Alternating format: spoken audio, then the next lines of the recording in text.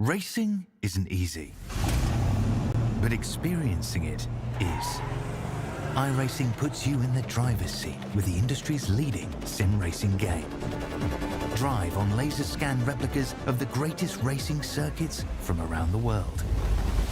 Go head-to-head against other drivers chosen by skill-based matchmaking to ensure competitive racing at every level. Compete across all your favorite series. In officially licensed cars, engineered to deliver the most accurate driving experience possible.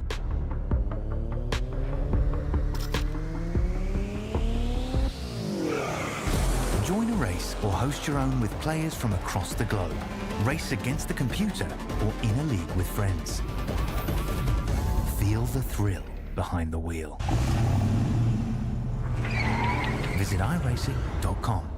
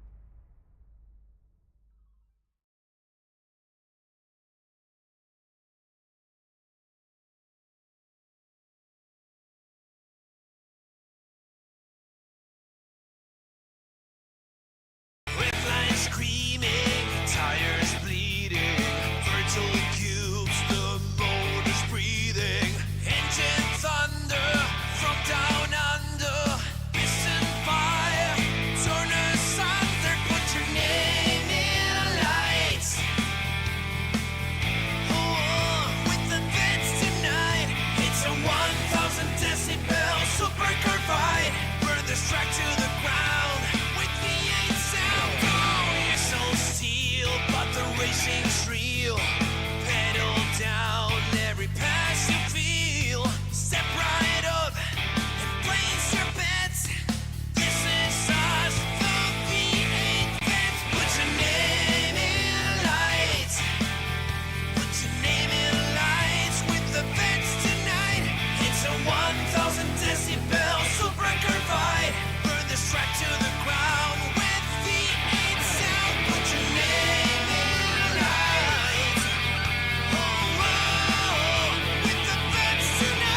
It's a 1,000 decibel supercar fight. Burn this track to the ground with V8 sound. Burn this track to the ground. Come on now, put your name in lights.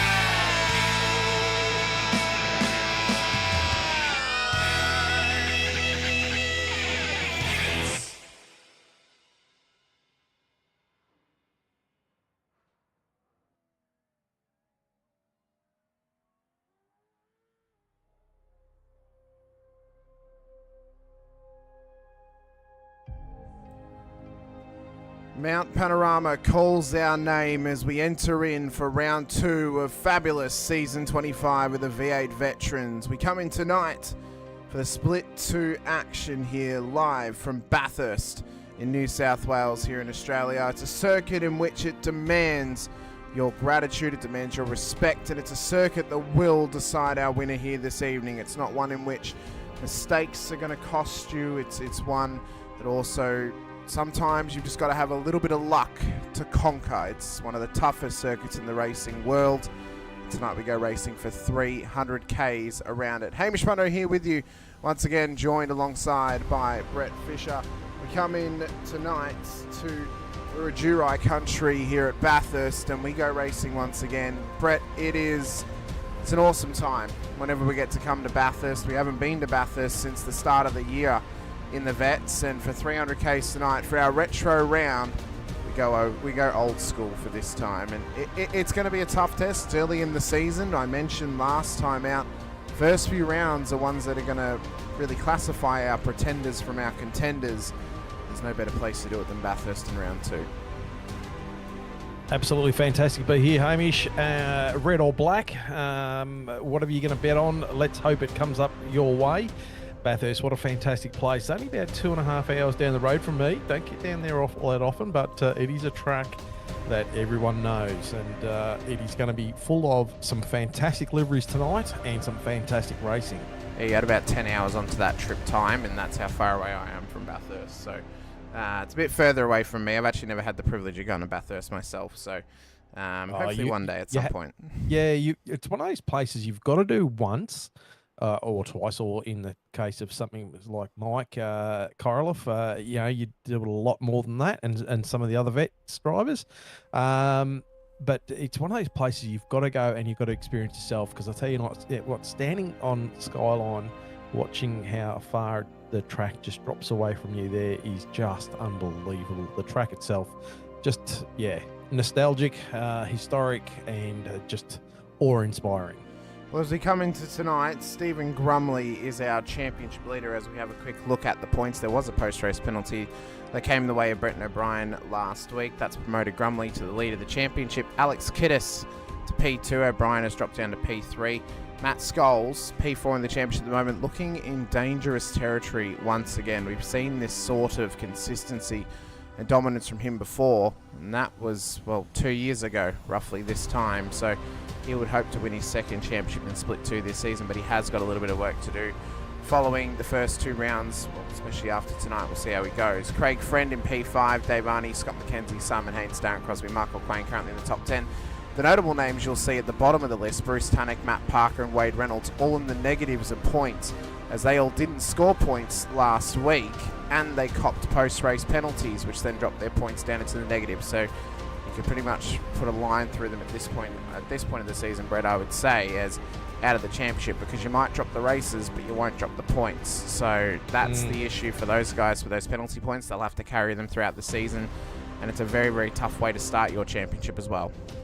Oh, incredibly tough. You never want to start in the negative. That's going to hurt them big time. But you never know what's happened. These things happen. But have a look at that field, though. 42 drivers so far from last week. And let's see if we can get the numbers to continue as we head on down. Yeah, we'll see if we can continue on the upward trajectory towards our full list of cars of who have signed up this season as well, as qualifying is just currently underway for the drivers out there at the moment. Trent Allen currently sits provisional pole at this stage. Damon Fisher is back out there once again. This is one of our first retros we can check out tonight. Of course, the old black and yellow Channel 9 car. Brett, you may know the time period better than I do. I'd say this would be what, early 80s? Yeah, probably early 80s. Yeah. I'd say, yeah. Yeah, I don't know whether it was black. I think it was more blue. I think it was like a navy blue. I thought there was two. I thought there was a blue version and a black version. Mick Someone Clifton, in the chat will correct us. I'm sure they will. Mick Clifton as well in the 02/03 DJR livery. This is actually my favourite DJR livery of all time, Brett. Also known as the giant shell logo. I think it's thoroughly underrated, and it looks fantastic on the modern Mustang, I must say. So those guys have done a great job on that car. Alex Kiddis currently out there. With Stephen Grumley away tonight, a good performance from Alex could see him in the lead of the championship prior to round 3, which if that were to happen, Brett, maybe one of the first times again. Well, last week it was one of the first times we'd seen a Split 3 promoted driver go pole in his first outing in Split 2.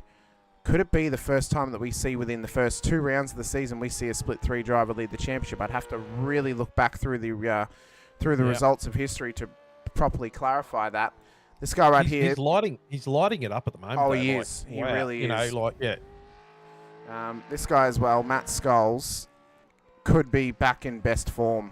Seems to have finally gotten suited to this car, gotten comfortable as well. The season 18 Split 2 champion, one of the more dominant champions we've ever seen in the tenure of the vets with 2 splits. He's already finished in the top 5 once this season. He'd love to do it again here this evening as well, as he just pulls up at the end of his qualifying. Tim Mulford does the exact same thing as well. Jim Caperonis back in the field as well. Good to have Jim back after his sabbatical. He was in Split 1 last season after getting promoted. Missed the latter part of the season as he pulls up in what I think is a late 90s DJR livery as well for SCR. So he'll get himself prepared for what's to come in the rest of this. Shane Randall pulls up too in his 1991 Jim Richards R32 Skyline on board that Mustang as well. Wonder if he's got a turbo on that car off the Nissan as well, Brett, maybe to give him a couple of horsepower. and four-wheel drive. I imagine that four-wheel drive Mustang, the thing would be deadly. Andrew Hoffman across the top at the moment in the what it would be known as the Lap of the Gods Kmart entry, the 2003 Kmart car. Oh, he's just been cut off in qualifying, so it's pretty tough to get 3 laps done in 10 minutes in qualifying, Brett. And unless you get out there straight away, you really don't have time to dilly-dally. You have to get going, and you have to try and get your laps done as quick as possible. You certainly do. I think I stuffed my second lap around and had to quickly reset, and I only just got my my third lap in as I crossed the start-finishing line to get my second timed lap done. I went straight to the end of the qualifying round. Well, starting grid for tonight's race will be as follows. Trent Allen will start pole position for AATT Revolution E-Racing alongside Chad Viger on the front row of the grid. Alex Kiddis and Damon Fisher will make up the top 4 with Mick Clifton and Jim Caperonis starting inside of the top 6.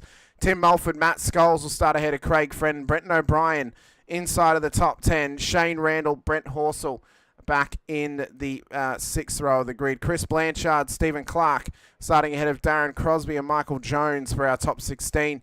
Mark Houghton, Michael Quain, Scott McKenzie and Matt Monday make up the top 20. Simon Hedesheed, Rick Viger, the top 22 with Ron Allen and Andrew Hoffman for the top 24. As we go back to Ben Brook and Scott Weston on the 18th row of the grid. Matt Stores, Brett Taylor, two EWT cars, in fact all 3 of them starting around each other on the grid. They'll start ahead of yourself, Brett, out of P29 with Derek Lovegrove alongside you. Jeremy Bush, Mario Reale starting ahead of Peter Baxter and Sean Cullen with Dave Arney. And Bruce Tannock serving a rear of grid penalty after last week as well. So we can see that, you know, there's a bounding amount of drivers, just under 40 out there. Just under 40 at Bathurst. You might think, oh, it doesn't seem like such a big grid. It's big enough for Bathurst, trust me. It is big enough for Bathurst. It is big enough.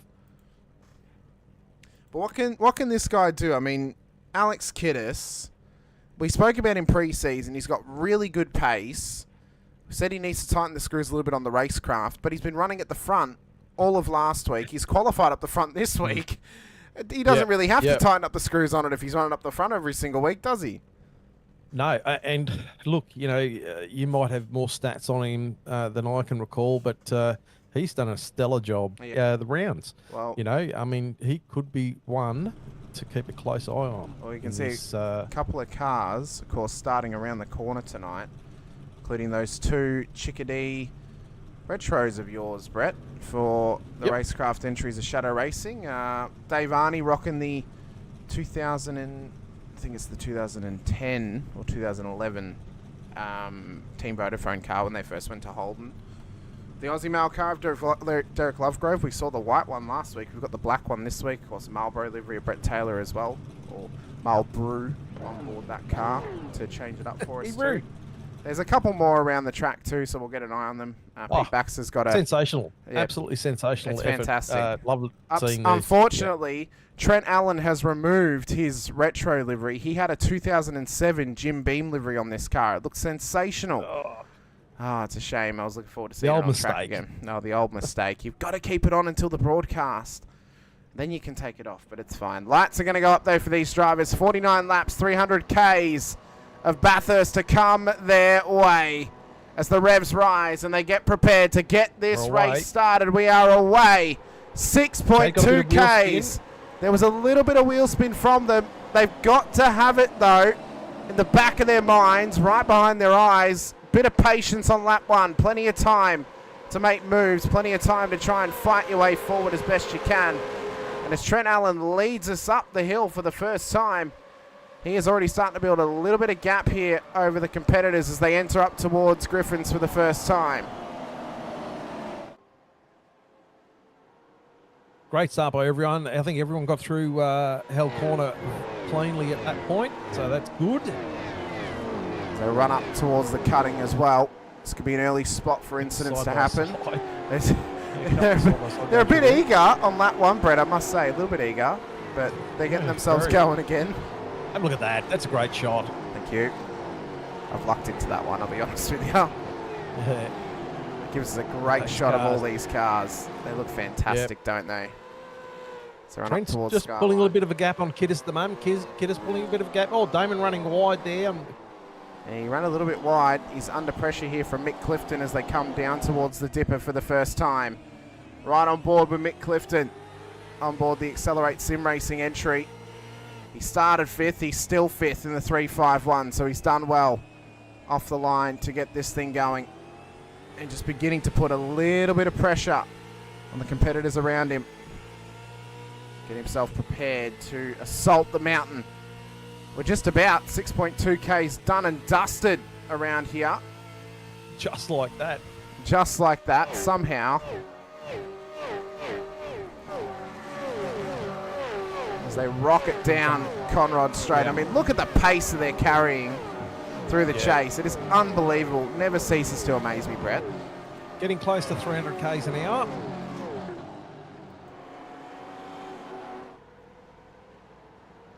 There we can see Trent Allen leads us over the start-finish line, ends out lap 1. So a pretty clean lap 1, actually. I'm quite surprised, Brett, I must say.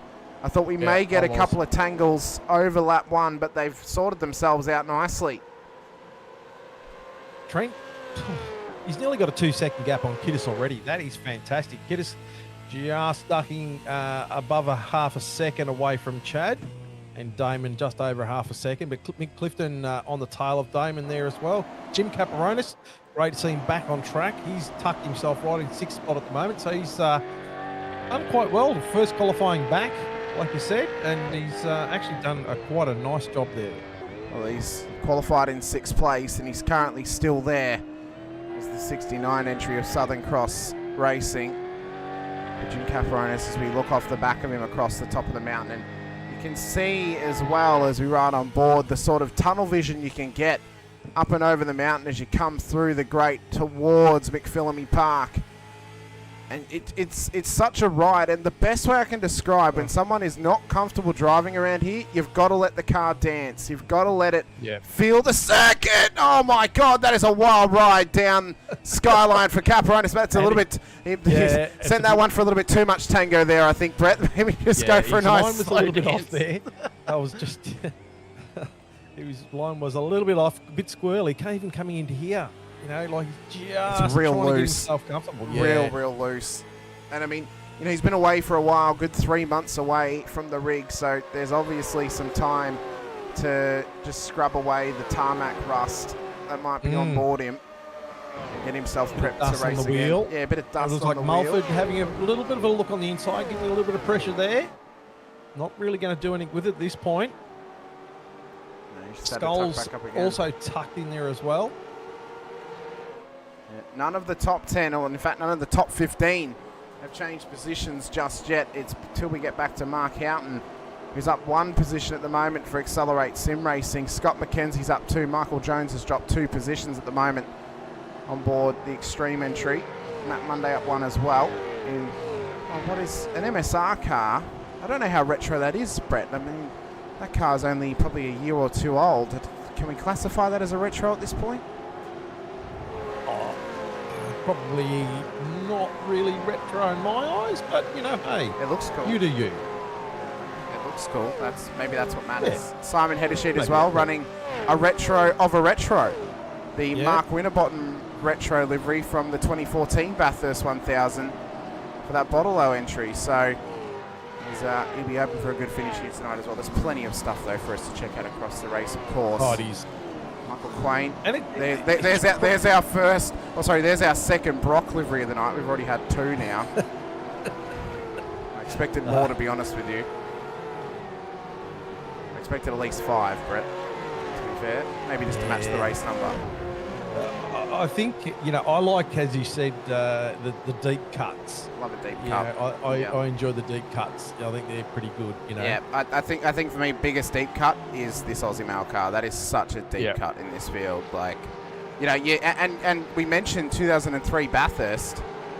What gets overshadowed a lot, and ironically it was in this car, was John Bowes' shootout lap.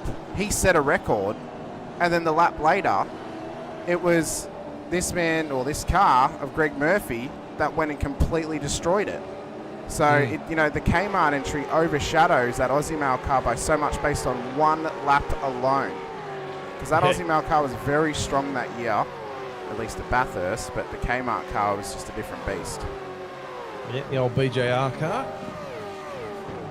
It's weird to think that they were BJR at the time. But, no, but these guys are running good at the moment. It's Hoffy, this stage, trying to get back in the saddle, of course, back up to pace. He's put some high pressure on himself, high expectations this season. We'll see if he can play off of those. We've got to talk about his teammate, though, as well. We mentioned him briefly, Jim Caparonis. Bit of work to do, I would say, Brett, but we did mention that this would be a bit of a resurgence season for Jim. Get himself comfortable again. Get a solid finish in the championship. Probably remain in Split 2 and then have a crack at the title next season. I think that should be the mindset and the plan for Jim Caparonis. Give himself a season to get back up to pace after being away for a little while. Well, he's put himself in, P6 at the moment, and I think that's a pretty good effort considering the hiatus he had to get into the top 10 in this field. He's done well. He hasn't lost too much. Obviously, a bit sketchy that time we watched him coming down the mountain, but he's put the time there, so we'll be interested to see where he finishes at the end of this race. Well, indeed. Lap 4 of 49, probably been one of the cleanest Bathurst starts we've ever seen in the Vets. Probably the cleanest start we've seen all weekend to this point. We've only seen Split 1 and Split 3. Split 4 going live tomorrow night at 8:30 p.m. Australian Eastern Daylight Savings Time as we make that change over this evening. So those of you who live outside of New South Wales, Tasmania and Victoria, the broadcast will start an hour earlier for you tomorrow night. Jim running wide a little bit there out of the dipper. Just slightly. Yeah, just He's ever so slightly offline, He's feeling that slight pressure at the moment. Yes, as up there, I've just noticed Chad Viger going a little bit slow out of Forest Elbow, and I think he might have been caught with a bit of a slide off of turn 23 because he's now dropped off the podium to Damon Fisher and Alex Kiddis. Both of them have now got past him. Clifton's also got past into P4. That's a couple of positions lost there for Chad Viger in the Kumo Tyres entry. And hasn't look, I don't want to bang on about me brother, but hasn't he done well? Like I think was it 16th or 11th last week? Well, he's done very well, and maybe it comes down to a little bit more comfortable at Bathurst, possibly. Maybe a little bit more time in the car. Bathurst can really having Bathurst so early in the season can sometimes give us a false sense of who's going to do well this season. Yeah. Because sometimes it comes down to who actually has the most laps around Bathurst and who is comfortable at Bathurst as well. As Brett Fisher into pit lane on lap 4. Do we have to show this? Well, Brett, I think we need to point out the point that it's a 70% tank capacity tonight. Started with 80 litres. You need roughly 160 litres to get home, but you can only fill it up to 93. You needed to come in probably a good 8 laps later, 9 laps later actually, lap 13, because that would have gotten you to the critical lap. 3-stop strategy for Brett Fisher tonight. I know, what an idiot. Well, to be fair, if there's a safety car, you're back in it. Well, well, look, I felt like I was being held up a little bit in the pack there, and I did all the fuel calcs for everybody in the team, and so I knew all the calcs, and I still made that move. And as soon as I've exited pits, I've gone, "What have you done?" Yeah, that was a very big faux pas on my part. Yeah, Hoffy's blaming me for not living up to his own expectations at the moment because I said I thought he could do well this season. He's feeling the pressure. Nice Benson and Hedges. Yeah, that's a good old livery. That one. A buzzing. Well, technically we can't they're not supposed to be advertising certain tobacco products. So, but they haven't actually changed the livery to represent that. So we'll say it's either Henson and Bedges or it's Buzz and Hornets, one of the two. Yeah, that's right. Sorry, my bad. I'm just a clown all the way around, aren't I? Ben Brook as well, another red driver in that Lap of the Gods livery too. So we've got both Murph and Rick Kelly out there, apparently. Although both of them are running that 51 number on the side of the car still. You know, Hoffa's going to milk that for the whole rest of the season too. The fact that I mentioned him. Yeah, we mentioned him. What's funny is if he pulls off a miraculous performance, he'll say, "Oh, this is all because Hamish took me up at the start of the season. It made me want to do better again." So yeah. You know, it's going to go two ways. I feel Matt Stoyles as well in behind this pack, of course, in that late 90s Larry Perkins Racing livery, of course, a Bathurst winning car, or we could think of it as a Tony Longhurst EF Falcon Castrol livery too, because they ran the same one in the same year on two different cars. Oh my God. Oh, that was a weird period of time in racing, wasn't it? When you could have two completely different teams, two different manufacturers running the exact same livery. Wow. Why not? Did my head in at the time. Of course, True Blue DJR livery as well for Ron Allen out there at this stage. Or some these green wheels. I don't know what's going on with the green wheels. He should have had the green anyway. tough entry, but maybe he didn't want to hit the tree. Said he wants to hit a rock. Yeah. There's a fair bit of debris on the road. Yeah, there is just a little bit. Like, he needs to be careful now. He's going to be too scared of gravel because he'll think it's boulders on the road. Him or the car? Either or. I'll leave that one up to you. Darren Crosby as well. I mean, good race thus far. Hasn't moved anywhere just yet, but he has stayed where he started. He's got Sandman Stephen Clark just ahead of him too. Had a fairly good outing last week in his first running of Split 2. Of course, was in Split 1 last season as well. Doing a very good job. 14th place at the moment. That's not bad. Yeah, pretty good. We look like Mick Clifton just got up past Chad as well. Also as well, we've had confirmation as well. The fine is quite hefty for advertising tobacco and tobacco products as well. But gambling is also fine, which is quite interesting, isn't it? Gambling advertisements are fine, tobacco is not. Oh! That was Ron Allen. He had a slight little off down at the chase. He's gotten himself sorted again, but this little pack is starting to get a bit messy back here. So is it our first signs of messiness across the piece, or have they sorted themselves out? I think they've sorted themselves out for the moment, but it's only going to take one minor mistake, one little lock of the brakes in a fast corner, one little misjudgment of a bump on the road, and all hell could break loose. We already saw that in Split 3, i.e. lap 43 at Forest Elbow, where about 50 cars piled into each other because one person hit the inner wall. And it's that one mistake that could domino affect the entire grid if drivers are not careful. And I must say, that was one thing that was going through my mind. Well, not at the moment, because I'm like 17 seconds behind my next driver who's in front of me, so I'm just cruising around on my own at the moment. But in those first few laps, that was one thing that was on my mind. You know, any of this placing over the top of the mountain is quite treacherous and can be a fully blocked track. So further on down the field you are, you always got that hanging. Jim! Oh, sorry. I just noticed then Jim had a little wide at Sulman Park coming into McPhillamy. He somehow pulled it up as they run down the dipper. He's done a really good job thus far, though, but he's feeling that pressure a little bit. Only so many things can go wrong across your night before one of them costs you big time. So drivers have got to try and keep those mistakes in check, keep themselves in check as well. Got an intriguing battle happening though for P2, Brett. Alex Kiddis leading this little pack here of Damon Fisher and Mick Clifton. And you'd be remiss to think that Kiddis is in the race lead at the moment. He's not, because 7 seconds up the road at the moment is Trent Allen for AITT Revolution E-Racing.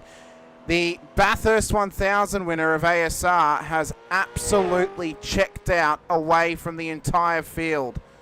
And I suppose that's what happens when you join up with James Scott for 1,000 kilometres and end up being a race winner. Sometimes you learn some things around the mountain when that happens.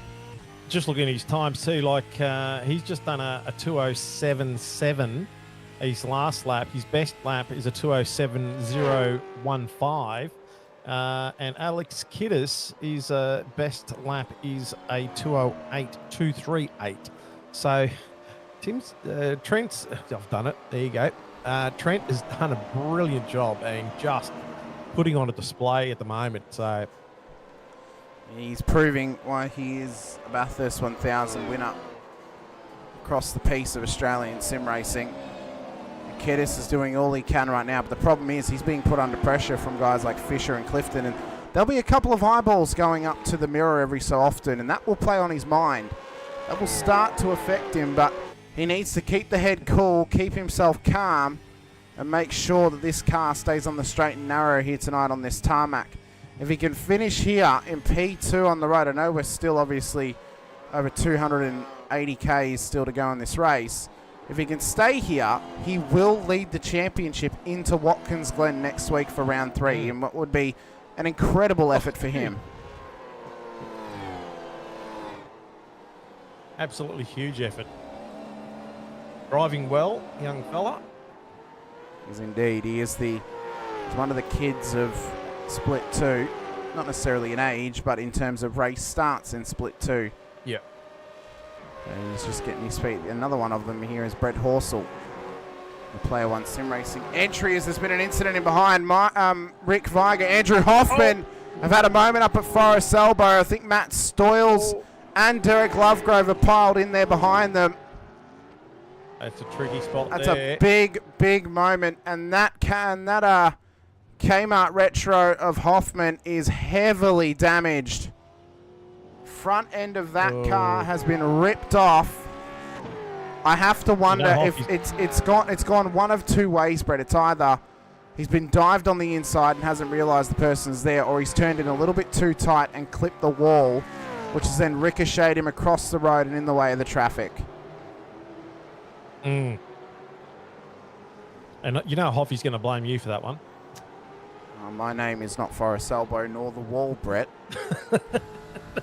But still, we just put him under so much pressure. You know? I take no blame. I take absolutely no blame for that one. Right on board here with Brenton O'Brien, last week's race winner on the road for Evolution Racing Team, currently P10, and just ahead of Shane Randall at this stage, P11 on the road at the moment. These two guys have been in and around the same championship position for the last 2 seasons in a row.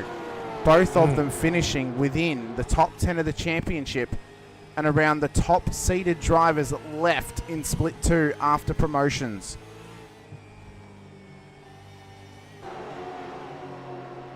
But Shane is doing a hell of a job right now. Sorry, just reading in the chat there. Wasn't expecting the massive brake check in front, but your fault, Hamish. Apparently, I was driving the car in front of him and brake checked him. Oh no! It was because we mentioned him.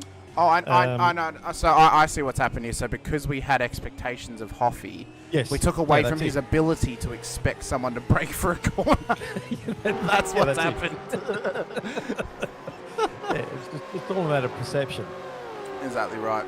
A couple of good retros in amongst here as well. Of course, 1991, Bathurst winning livery of Jim Richards, the Godzilla R32 Skyline, on board Shane Randall's car.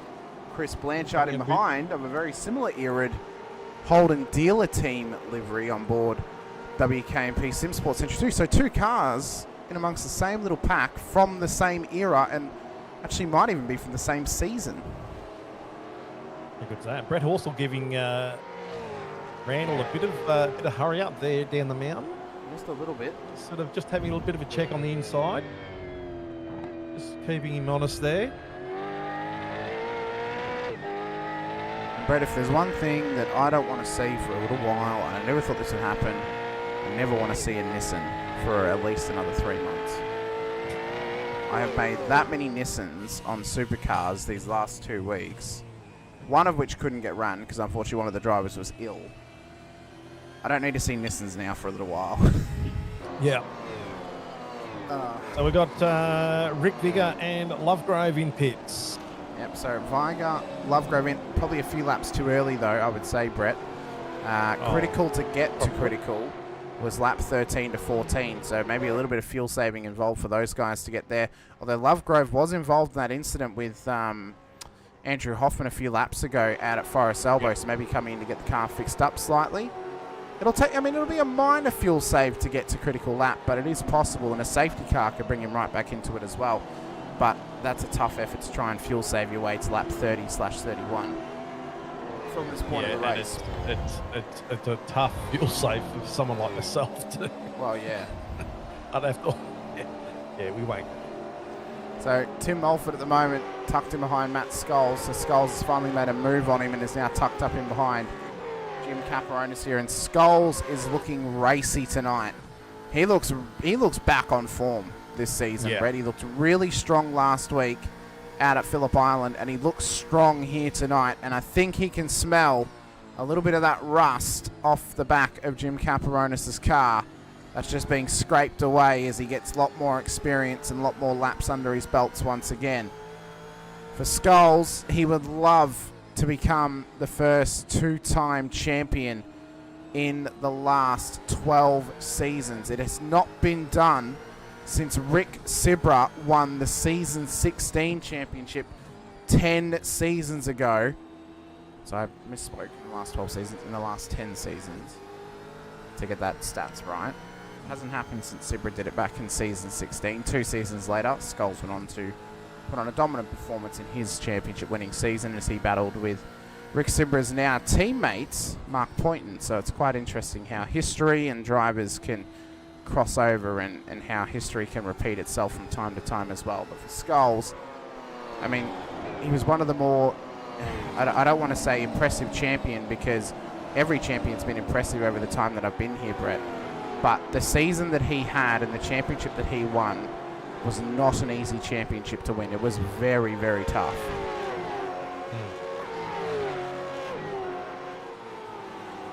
Do you prep prior to race all of these things, or they just come back from memory? That is completely memory based. Holy I can name every champion if you want, since I started in vets. No, don't do it. I can. I had a mate of mine who could remember the time, at the date, what the day was like. And it could have been 10 years ago. Like, Well, that's an eidetic memory. I don't have an eidetic memory. I have what is called autism, and one of those autisms is statistics yeah, and no, it's information good. gathering. No, it's good, because say I would have no hope. I'm lucky to sort of look at a car and a number and remember the name that it associates with. Anyone prior to season 14, I got no hope. Season 14 up until now, I know every champion of Split 2. No, you're doing well. Doing good. Looks like we've got one of the Tigers. That's heading Chad towards pit. coming into That's pit lane, Chad. lap 12 of 49. So I'd say he might be running slightly less fuel than a couple other drivers, maybe a 4.7 litres per lap. That'll get him to lap 30 from this stage. Maybe a little fuel save here or there, but it will be slightly tight. But he should be able to get that job done, no worries. Simon Heddersheet is also in. So he's going to follow in. He's in a rush. Oh my God, that is a ferocious pit entry from That's Heddersheet. A fantastic run though into pit lane, save as much time as you possibly can. Andrew Rushford. That's like Vettel being able to name every F1 champion and the years they won. Yeah, probably like that. Although, obviously, majority of them were before his time. I don't know the Split 2 champions prior to season 14, at least off by heart without looking them up. It's like, we flicked onto this bloke here, and then I've just got to go, that's Trent Allen, and he's going over the top of the mountain. There's not coming out of McPhillamy or anything like that. Alex Kiddis, coming up towards Skyline. There's Brett Fisher in P3. Oh, sorry, no, Damon Fisher in P3. No, Brett wouldn't be up there. Jeez, he takes a lot of curb there. He does. Takes a whack of curb. My God. Yeah, that was I wonder whether he does that every lap. He bleeds the curb like people like to bleed the fuel on a fuel guzzle. Well, he's making the racetrack shorter, isn't he? He is making it as short as possible. This is our closest battle within the top 10. It's between Tim Mulford, Jim Caperonis, and Craig Friend. So Mulford's now also made his way past Jim. Jim's actually got a little bit of damage on the front of that car. Yeah. So there may have been a slight little bingle somewhere in the piece between them. Is Mulford carrying any damage on the rear of that car? Well, we'd have to look at probably the rear right. Right. So we'll need a shot that gets us behind the car. And I think no, that car looks pretty clean. No, it looks actually. pretty clean. Yeah. Yeah. Here comes Jim. Yeah, Jim's in. Pits. Clifton's in as well. Caperonis. Yep. So the Shell team are doing a simultaneous pit stop here. Oh, I wonder whether they're going to have any problems. Oh, Stephen Clark! Oh! Stephen Clark in a wild moment down there at the pit entry has just backed it in right in front of, I think that was Scott McKenzie coming in. Nowhere to go. Wow, that was huge. That was a monumental crash for Stephen Clark, and the Sandman living up to his name, ending up in the barrier there. That's so huge. as this happened, so Jim's come into pit lane, and then watch Sandman comes out of the chase down towards, clips that curb, gets it loose into the wall, doesn't hold the brakes, gasses it up, bang, straight into him goes McKenzie. Wow. Unfortunate for Clark and McKenzie. There, that's That's a big one. That is a big one for Stephen Clark. And he has to just trickle it on to pit. At least he was at pit entry. So, Actually, I didn't tell you something else before we started either, Hamish. I blew a motor at Bathurst too. Don't know whether you noticed that when at was all, this? but I think it was a lot later on in the race. Okay, we'll come back to it then. Was it prior to your third pit stop? Because I know when you came in for your second, there was a certain Nissan on your tail when you came in. So yeah, I think it was. Yeah, I think it was that was the point that I made the decision to come in because I had to, because I was rolling at that point. Yeah, so that might have been my third pit stop. So Randall starting to put some pressure on Brett Horsell. Front runners have started just to break away slightly now. Crosby is hot on the heels of Mark Houghton just in behind them. As they come across Brock's skyline and down through the S's towards the dipper once again. Such a tough part of the circuit. You're clicking down the gears. You're tiptoeing the car across all the bumps and bruises on the tarmac. You get a little slide here and there. And you're just letting the car dance its heart out on a stage for everyone to see. It's a real test. I mean, it's a dance across the top as well. And you know, as I said, like I was trying to explain to someone who wasn't comfortable, and I said, look, you've got to. Your first priority is you've got to get turn 2 right. If you muck up turn 2, it ruins the whole lap because it ruins your rhythm of the whole lap. You get turn 2 right, and if you know you've gotten turn, or you know that you've set yourself up well for turn 2, as you enter it, you take a breath, you blink a little bit. And then you just focus up for the mountain. And you just got to let the car do its thing across the top. You just got to let it ride the bumps. You can't wrestle it around here. You've got to let it almost drive itself across the top towards McPhillamy. Monday's in. And then as you approach Skyline, that's when you got to start to focus up again. Get down the gears. Just, guide the car down the hill. And then once you hit Forest Elbow, you can breathe again and you can settle up. For the rundown Conrod, as that's a big slide from Mark Houghton off of turn 1. Crosby not close enough, though, this time to take advantage, but will certainly put some pressure on Houghton ahead. Closing a little bit there. Obviously, he's got a better run, than Houghton. He's indeed. Not close enough. No, not quite. Yeah, I mean, coming up through this section of the track, like you're on the gas, you're running it wide as you can, getting as much, as you can into each of these corners, tucking it in there. Leaving the car, you've got to watch that little rise just here. Can get the car sideways over here. You're nearly scraping the wall on the right, nearly scraping the wall on the left. Back on the left again. Sorry, that was the other way around. See, I can't even get that right. Let it drift out of the, goes down, loads up, and then gets light again. Comes up over here. You want to get over that little bit of ripple, then gets really light, and then you want to tuck it in there. Coming over here, and then you're on the brakes, and it's all forward onto the car. It's you're on brakes, you dip it down. And then you're back on the gas again, hard as you can, left and right, and then back hard on the brakes onto the nose of the car to get it turned in here to get a decent run down. Oh. And that was a big big slide. Oversteer for Crosby. Yeah. And I don't know if you get this as well, Brett. I find this happens to me as well. As you run through Skyline and down through the Dipper and you go down the gears, everything almost goes silent for a moment. And it's like, it's you just like zoning everything out and making sure this car holds up under brakes. And it's the same thing as you enter in towards the chase as well under brakes. Everything goes silent because you're just hoping the car pulls up and you're hoping that you make it through without touching the wall or without ending up off track. But Crosby's hungry for this move. Inside move on Houghton. Can't quite get there. Too tight of an entry. Caught the curb, and now Jones is all over him like a bad smell. Weston and Brook into pit lane too. Taylor in as well. These guys are racing hard though. It's a great battle. Yeah, Crosby looking like he wants this as soon rather than later, and he's had a couple of little sneaks at it. Can he get something done this time around? Crosby was one of our pre-pick top 5 of the drivers who were still in Split 2 to possibly win the championship.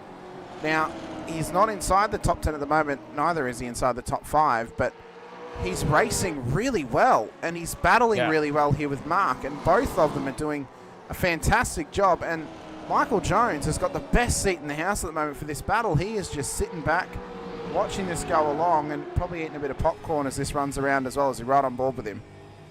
Yeah, and I would probably, knowing I can see the attitude of Crosby at this stage, you know, he's having a couple of little looks here and there. I wouldn't want to try and get in that and actually confuse or get caught up in something if it gets too close. So just let them do their thing, let them say, and then if you're being held up a little bit, then you can start and push a little bit. But you know, it just can bite so hard if you come unstuck. Oh, it really can. It really, really can.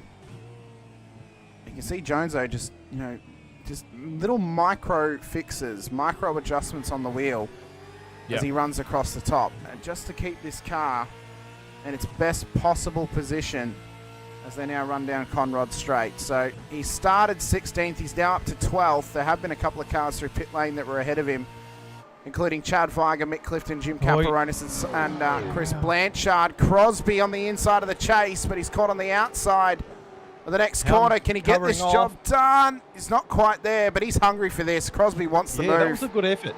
That was a good effort. Just to mix it up a little bit there. He's had enough. He's going to come and pit. Smart. That's a smart move from Crosby. Yeah. He knows he's getting held up. He knows that if he's in now, he can undercut Houghton and get this car at a pit lane ahead of him too. Crosby slows that car up and now gets it through the piece. Michael Quain, at the moment, sitting inside of the top 12, up 6 positions in this race. Moment again, though, still needs to take a pit stop in this one. Dave Arney, who started at the very back of the field, up 18 at the moment. So he'll be hoping for a hot finish here tonight on board the Lake Edge Holiday Units and Majors Garage entry of Pacific Esports Racing. Of course, running this retro Vodafone car from AAA. Vodafone, yep. It's weird to think that this car is 15 years old, Brett. Yeah. I remember being a child seeing this car. It just makes me feel old. I won't say what I remember seeing Bathurst as. Wow, you would have seen it in the black and white days, surely, Brett. Yeah, probably. But I remember very clearly when I think it was Moffat in the number 9 car, or the Channel 9 car, come over the top of the mountain and put it on its lid. I think that was the black Channel 9 car. I think that's what that car was. So I think that's what Damon's livery is based on. I'm going to Google. Have a Google. Caparonis in the chat saying Randall's livery looks amazing. Thank you so much, Jim. I was very proud of that one. Wasn't too difficult actually, which was nice. This was the second one I did after the HKS one for Halil. I needed something easy to do after that one. Race leaders into pit lane though. Trent Allen into pit road. Lap 16 onto 17. This is about the limit of the fuel tank. So we expect the whole front of the field to come in. Kiddis is in. Fish is in. Skulls coming in as well. Mulford, Friend, O'Brien, Horsell, Randall to come in as well. Does Houghton come in behind them? These guys don't know what they're doing. They should have come in, heaps of laps ago. Well, on lap 4. What an idiot. Houghton in, Jones in as well. We expect Quain to come in. He does. Ron Allen. And then Jeremy Bush we await, and Dave Arney as well. Bruce Tannock started in pit lane, so we expect him to be in at some point as well, but he still needs 2 stops in this race. He started at the back of the field, if you recall. He's in now too to get his first CPS of the night done. Peter Baxter in that Super Cheap Auto Retro for that team as well. Matt Stoyles in behind him. Chad Weigert now goes on, but he pitted back on lap 11, and he's not quite going to take the race lead from Trent Allen, I don't think, because Allen's just exited now, and there's Chad behind him. So he actually undercut him just a little bit over the stop, but he had a significantly shorter stop than Trent did. Yeah. Now, I was wrong on some accounts because it was Kevin Bartlett who rolled his Channel 9 Camaro, and it was a blue colour. Oh, a blue colour. Yeah, it was a blue. Well, this looks to be getting contested here, Brett. You are leading Matt Monday up the hill, and Shane Randall has exited pit lane in a drag race scenario up towards turn 2. It's a sketch. He's a bit sketch. I haven't seen any cars around me for quite some time. Oh! Matt Monday Off gets the locked up. nose. Now, the point I was about to make, Brett, was you would know at this point that you've pitted at an unsuccessful spot. You know you've got to come in again, at least twice. Did you think at some point, oh, maybe just let him go? Yeah, well, I did actually, but I was kind of forced into a spot because I had Monday behind me, pushing me along, and then I thought, oh, I can't back out of it now because I'm going to, hurt Monday.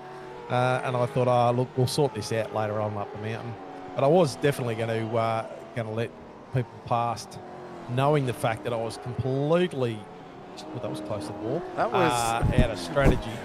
Brett, I think you might have Cooper's sponsorship on the side of your car now. After that, that was. After I rubbed a bit of Cooper's off.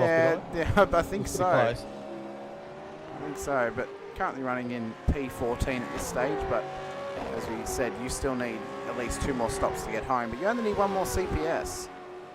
If you could make it to maybe lap 29, and there was a safety car, you could do it. Oh, but that's I a real was actually stretch. praying. I was praying for a safety car at some point, but hey, these things happen because I totally mucked that pit straight up. We'll move on from another driver who hasn't necessarily mucked up their pit strat because they've taken about 4 seconds extra worth of fuel, but we saw it cost him the win last week at Phillip Island. Alex Kiddis has come out of pit lane in P4 off the podium behind Clifton and Chad Weiger. So do we think maybe that's one of the things Kiddis could work on this season is fuel strategy and knowing when the best time is to come in? I mean, look, if he's taken more fuel on or something like that, I mean, he's in P4, P3's right in front of him. Like it's going to sort itself out later on when the next pit stops happen anyway, isn't it? Yeah, it should do if they stay within each other. Yeah, you know what I mean. So it's not a pit at lap 4 catastrophe.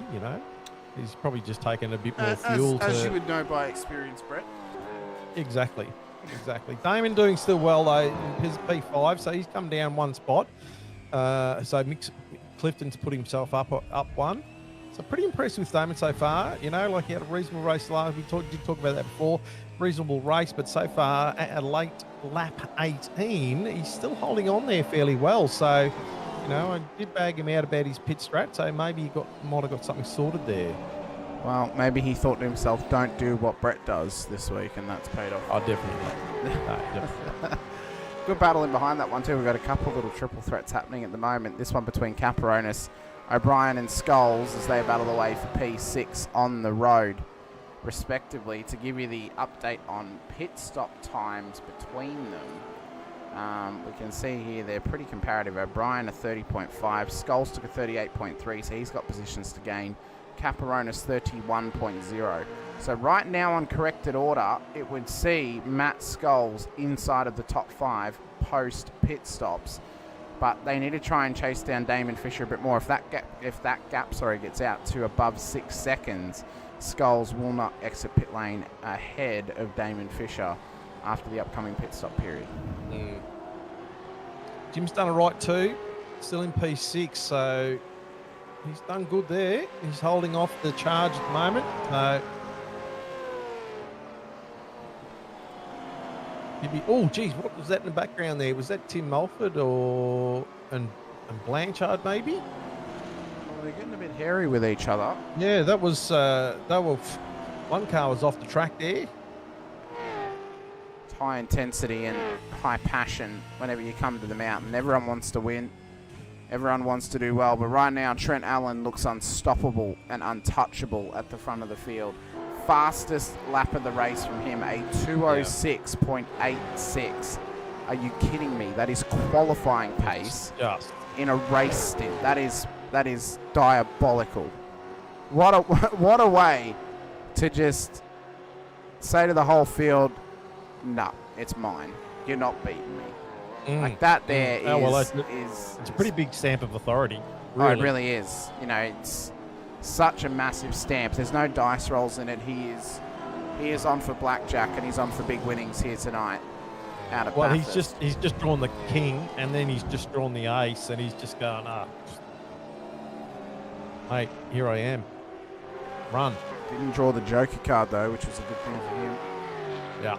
Khalil in the chat night all. Have a good call, guys. Thanks so much, Khalil, for chiming in with us as well. Hope to see you watching along next week when we head out to Watkins Glen for round 3. It's going to be a big night of racing at the Boot Circuit next week. Big in fact. Boot on. So big in fact, Brett. The distance is claimed to be 200 kilometres, but we're doing apparently more laps than what 200 kilometres is. As advertised on the calendar. Apparently it's advertised as 51 laps. That equates to about 280 kilometres of Watkins Glen. So that might need to be adjusted slightly. Righto. We'll see what happens in the sup-regs. Read the sup-regs when they come out. Oh, Matt just Stoyles. In case there's anything spicy. Sorry, Matt Stoyles has just had a moment. He has kept going though, so not too bad at this stage. We'll have a look at what that was in the post-race highlights of this one. Although we're not going to have many to look at. Oh, okay, so he has had damage. The front of that car is completely missing. We're not going to have too much to look at. A little bit. We're not going to have too much to look at the moment because I did have to reset the timing when I went back and looked at Stephen Clark's incident. So we're not going to be able to see the race start, unfortunately, but them's the breaks with a replay file broadcast. Mick Clifton, though, has got massive, massive pressure on the back of him. It is slowly being applied by Alex Kiddis and Damon Fisher as well. All top 6 cars, Mustangs on the road tonight. And there's 2 Camaros of O'Brien and Skulls. Then Mustang, Camaro, Mustang, Camaro, Mustang. Just, it's Mustang heavy. The Mustangs are favoured, aren't they? They're very favoured right now. And the ironic part is the Camaro is actually faster down the straight than what the Mustang is. But the Mustang's faster across the top, so... Damon had a bit of a wiggle there, coming out of Forest. Yeah, that was a real big wiggle. That was... Because he was right up to about 0.2, 0.3 behind Kiddis there for across the top of the mountain, so I must have just got on the gas a little bit too quickly or something like that. Well, it was a real big slide from him. He's back into it, though, into behind Kiddis, so he didn't give up too much time. As Rick points out in the chat, Trent Allen, the current ASR Bathurst 1000 champion. I think he likes this track. I would say so too, Rick. One of these like Brent O'Brien. He's got an office somewhere. Well, at the moment he's got more flair than a Vegas magician, so he's absolutely wheeling and dealing at the front of the field.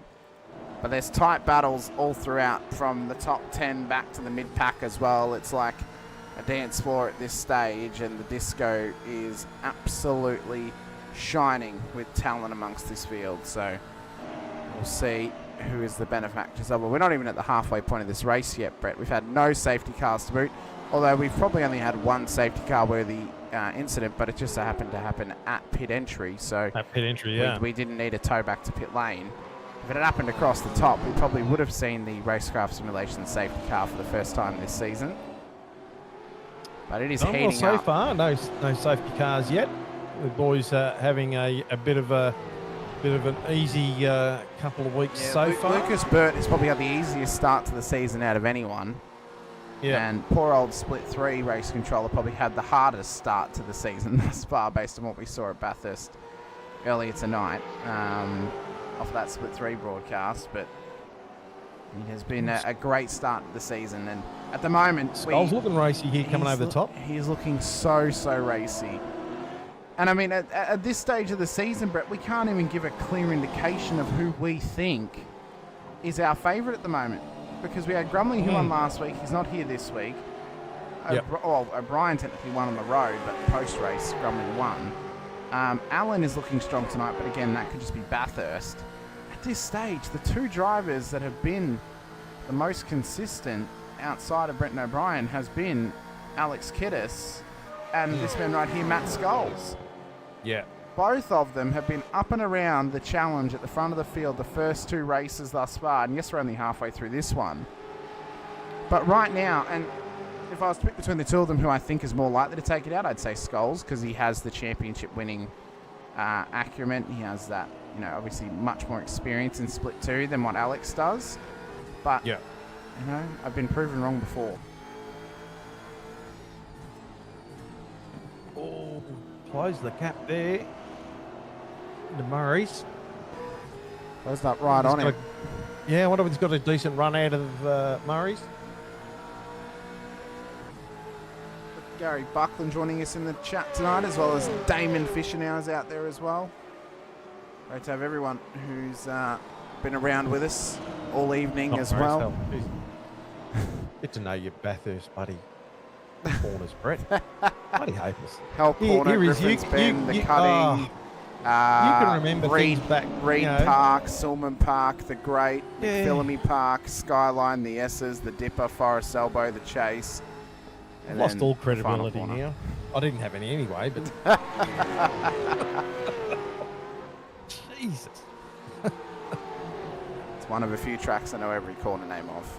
You know what another one is? Phillip Island. So it just happened we've had both of them the first 2 weeks. Oh, look at that. Look at him come over Skyline. Close right up there. Jeez. Oh, he is hot on him. He is hot on him right now, and he is not letting up. He likes that. I think he likes that section of track. He's quick over there. See what he can do here. So he's set himself up for a good entry. O'Brien running just a little bit wide there. Has he got an entry and has he got an exit? Look at him go. Scholes has got a fantastic run off of that corner. I think he wants it at the chase, Brett. He wants this move. Is O'Brien going to cover? He's not gone soon enough. Here comes Matt Scholes down the inside of the chase into the braking zone. Can he get the job done? Round the outside of Brenton O'Brien. What an incredible move from Matt Scholes as Caperonis goes off the road ahead of them. They're still side by side down towards the final corner. Caperonis could have a part to play in this if he decides to block either one of them. Through the final corner they come, still side by side, and Scholes and O'Brien are still drag racing this thing for position 7 on the road. Turn 1 entry now. They're still side by side. Don't remain there up the hill. No, they don't. Scholes has to back out, but watch out for Craig Friend, who's hungry to pick up the pieces.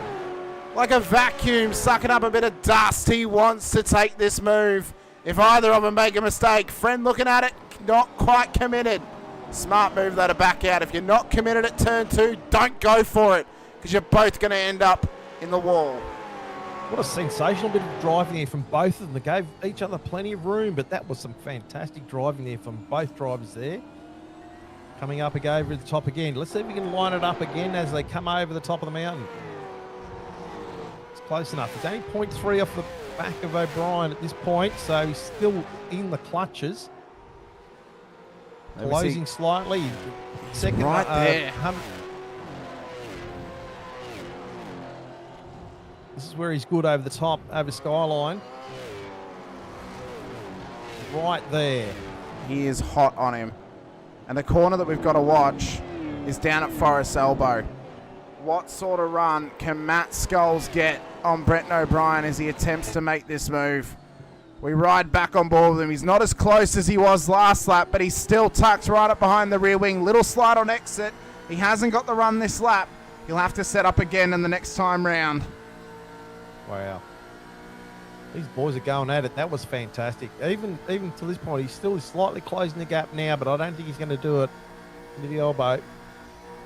As they run through the chase. Oh, big hop off of the curb. Under brakes. Nearly ends up right in the back of the Logitech G car of ERT for Brett O'Brien. But Matt Scholes, he is on it at the moment, Brett, and he is putting massive pressure. And it's all for position 7. You'd think they're racing for the lead. Well, and one thing, Buddy O'Brien got it nice and sideways. That's going to let Scholes back in again. And just as he launched over the curb there too, I saw no panic on that wheel whatsoever. So he was completely in that control of that car in that braking zone. So that was awesome. Off the back of Brett O'Brien's car, looking onto Matt Scholes now as they run up the hill. When can Scholes get this move done? When can Scholes make the run for P7 on the road? Under brakes they go, in towards Griffin's Bend, exit, and they're still closely contested together. And O'Brien right now will be feeling monumental pressure off of that 801 Sim Sports Camaro on his heels, the red rocket of Matt Scholes, who was not giving him an inch, not giving him a mile, not even giving him anything, apart from maybe a small, slight breath, as he hopes and prays that Scholes doesn't take the spot or makes a mistake and runs into him. Also, you've just been watching the numbers on Kiddis and Damon as well. They've been closing up and opening up the gaps there as well. So just keep on this one for a moment, but I'll just get the eyes on the numbers up there. It's sort of settled down a bit there. And as they exit through the trees in towards the elbow, Scholes is right there. He is right on the back of Brett O'Brien. He wants to try and get this move done towards the chase.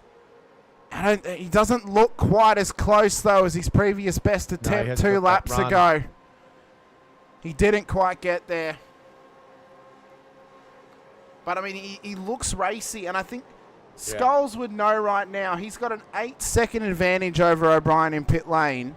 He doesn't necessarily need to battle Breton for this position because he will get him in the run through pits. But what a spectacle! But what a spectacle it's giving us, though, because what it's doing is it's dragging Craig Friend into it. It'll drag Mulford into it. It'll drag Blanchard into it.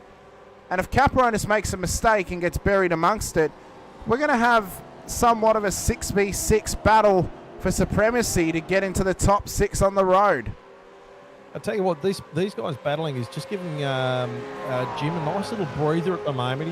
He hasn't got quite a second, but they're not right on the tail of Jim at the moment. So Jim would be sort of relishing the fact that these boys are battling. Good indeed. Matt Monday's come into pit lane after having a minor off-track. Look at that one post-race. See what happened as Jim gets a bit loose off of Griffins. And O'Brien may smell something coming off of that car, but Scholes can smell something off the Logitech G entry as well. He is right there. If he can hang on the back of this rear wing across the top and sit right there at Forest Elbow, we could see him make the move into the chase. Look at him making contact. Bit of a bump. Up and over Sulman Park they go. Oh, my God. Bit of Morse code. I'm here. This is... That's brought Friend back in closer as well. This is as aggressive as we've ever seen Matt Scholes. This here is like watching a rebirth of prime season 18 Matt Scholes on offer for us. He has fine-tuned himself and gotten himself comfortable in this Gen 3 Camaro, and he is looking dangerous this season as a championship prospect. It's brought Tim Mulford into the fight as well, and Blanchard is not that far behind either, so this pack is starting to grow. It's only going to grow and grow and grow as the laps go on. And it's only going to get more intense as the laps go on as well. We're roughly 6 laps away from critical. Lap 30 to 31. Hops over that curb again. Oh, he couldn't quite get there. O'Brien just covers the line. This is why he's one of the toughest customers in the business to get past. He is such a good defender, has such good defensive acumen in the racing mind of Brett O'Brien. And Matt Scholes will be starting to feel some pressure now, because this is now 5 laps that he's been stuck behind the Logitech G car.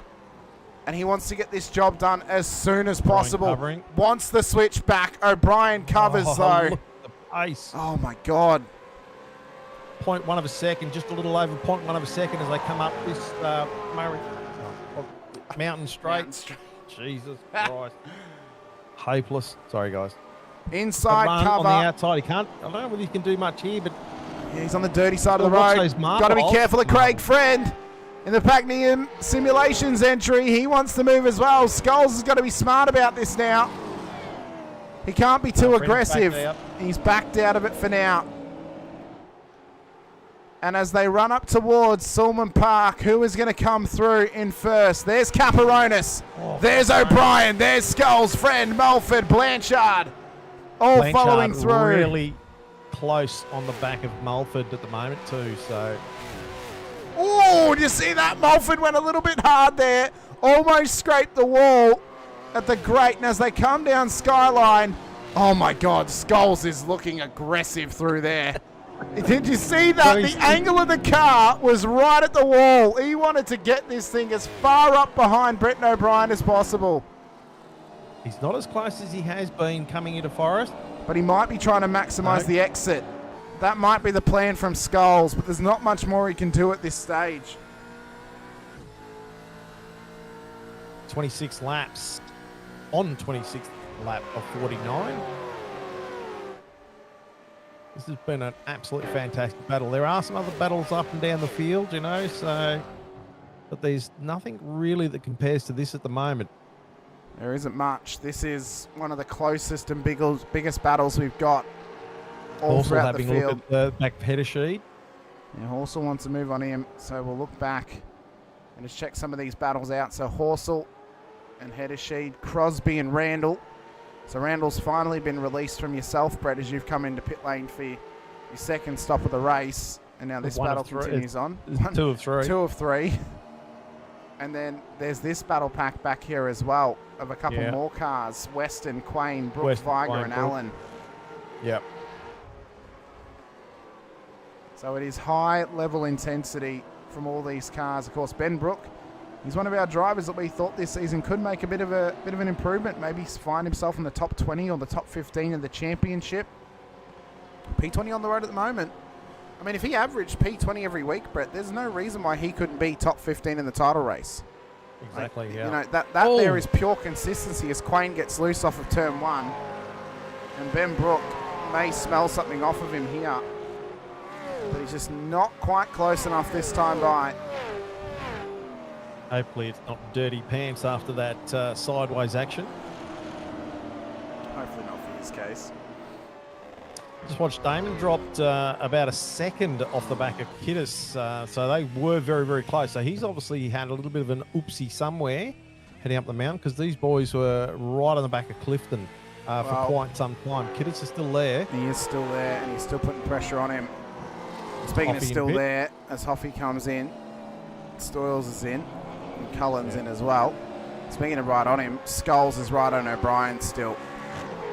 So this has been intensifying over the last 7 laps. Neither of them are willing to give an inch or a mile. And it just This is fantastic racing for these and guys. Jim oh my God, Jim, what a... That was weird.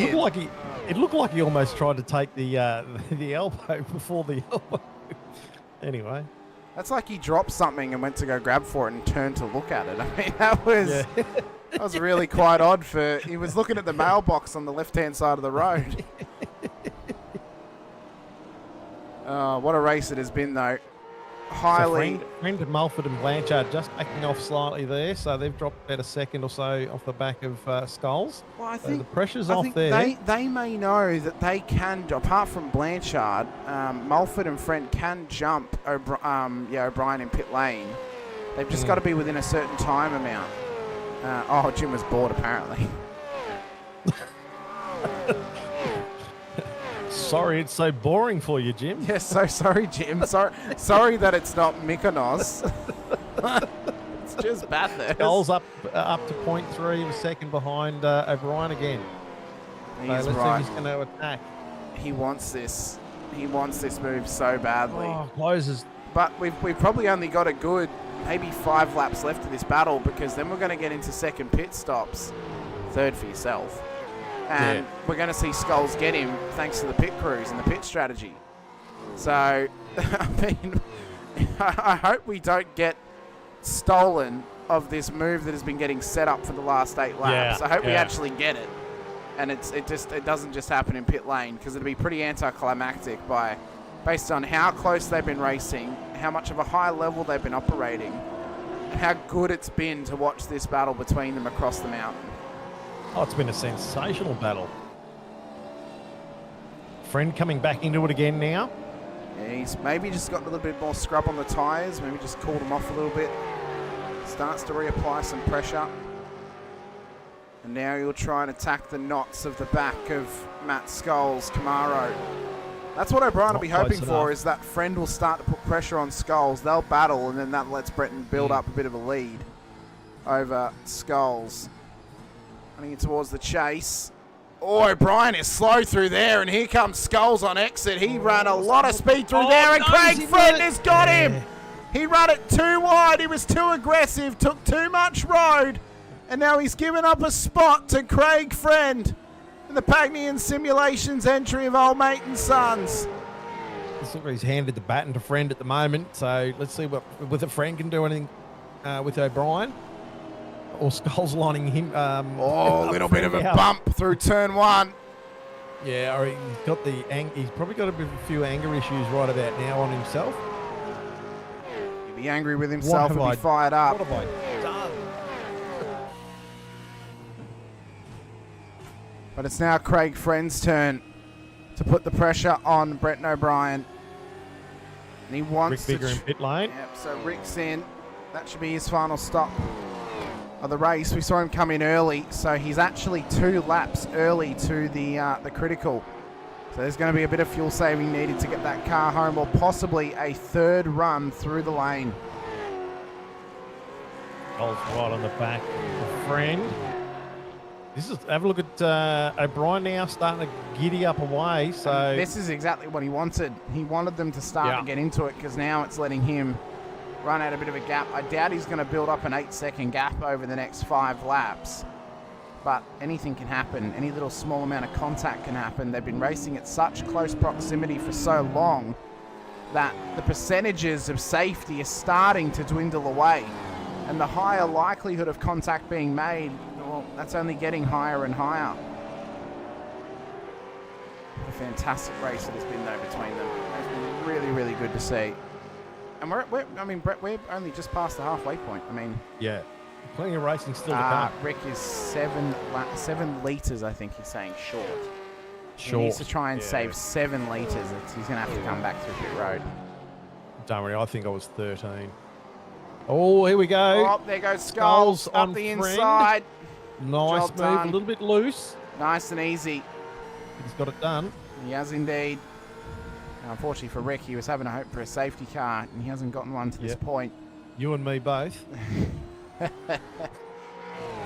think And Chad's more fuel probably also hoping for one, so he can be on the heels of Trent Allen to put the pressure on him towards the end. So Skulls made that look easy on Friend, and he'll now hope he can do the same thing on Bretton O'Brien.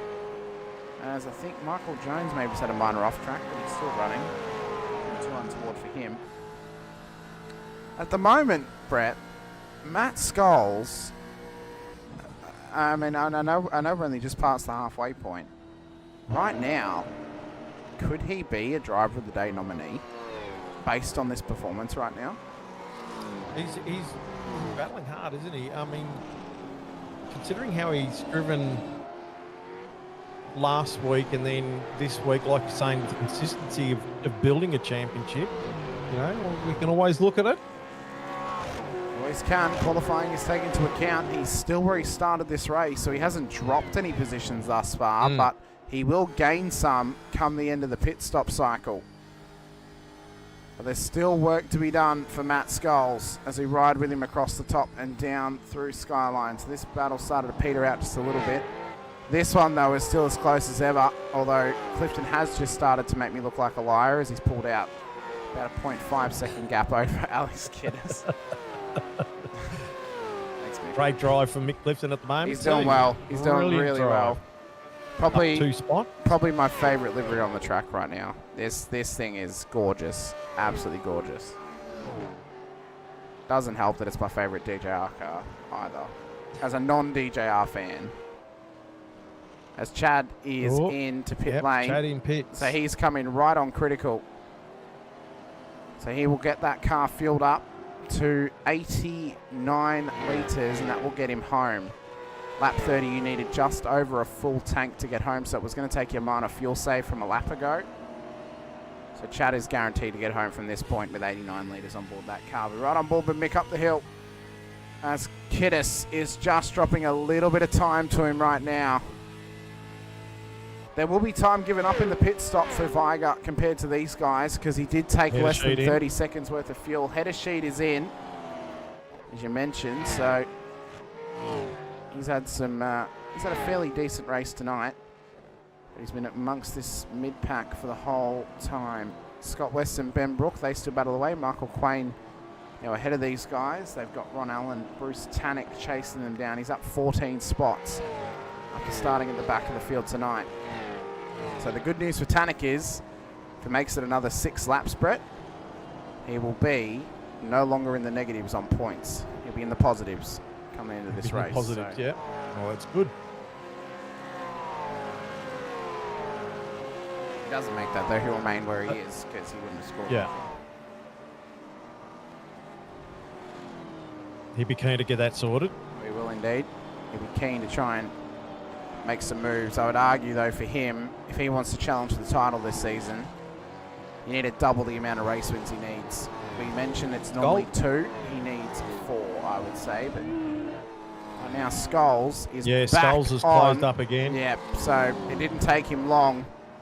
And you have to argue he's definitely got more pace than Brenton at the moment if he's managed to catch up to him that quickly. So Brenton's done a fantastic job keeping Skulls at bay. But Skulls is going to be keen. He's going to be keen to get past him, knowing that he can catch him that fast. He would want to get this move done. He wants to, but he's not quite willing to go for it at the chase, because I think he knows that pit stops are only a few laps away. He is right on the heels of that Logitech G car. If you're Matt Skulls, though, surely you come in now and you undercut him. Surely you don't sit back and wait as O'Brien's in. So Skulls is now released. O'Brien, Caperonis, Fisher and Clifton all into pit road. Watch Skulls, because this could easily jump him into the top 4 based on his pace alone, plus the time that he's going to gain in his next pit stop. This is crucial time now for Skulls. He's got to put down qualifying laps. 2:08.437, I think it was his last lap around. Compared to the leader, they've done a 2:07.549. Did Trent Allen, so although that was in traffic. So we'll see what this lap time looks like for Skulls. So Houghton has stayed out once again. Big pack of cars in pit lane. Yeah, Jones, Quain, and Brook. They're all amongst it at the moment. Second pit stop period is underway at this stage.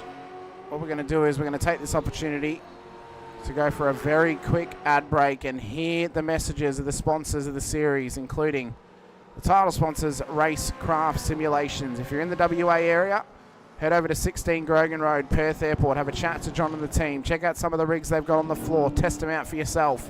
If you've got some spare dosh, I'll fork out for that very special, very spectacular PT1.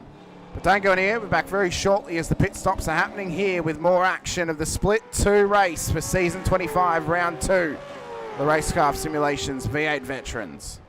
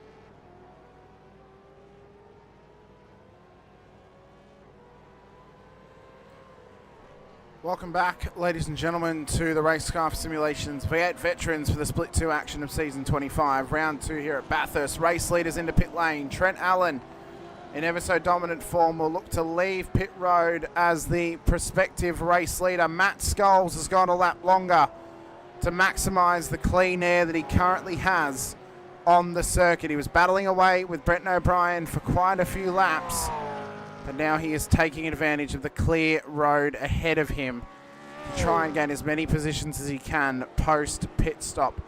Hamish Munro here with you, Brett Fisher alongside as well. Brett, it has been an awesome race thus far with some fantastic battles all throughout the field. Final pit stop though at the moment, and it looks to be Trent Allen's to lose. It certainly does.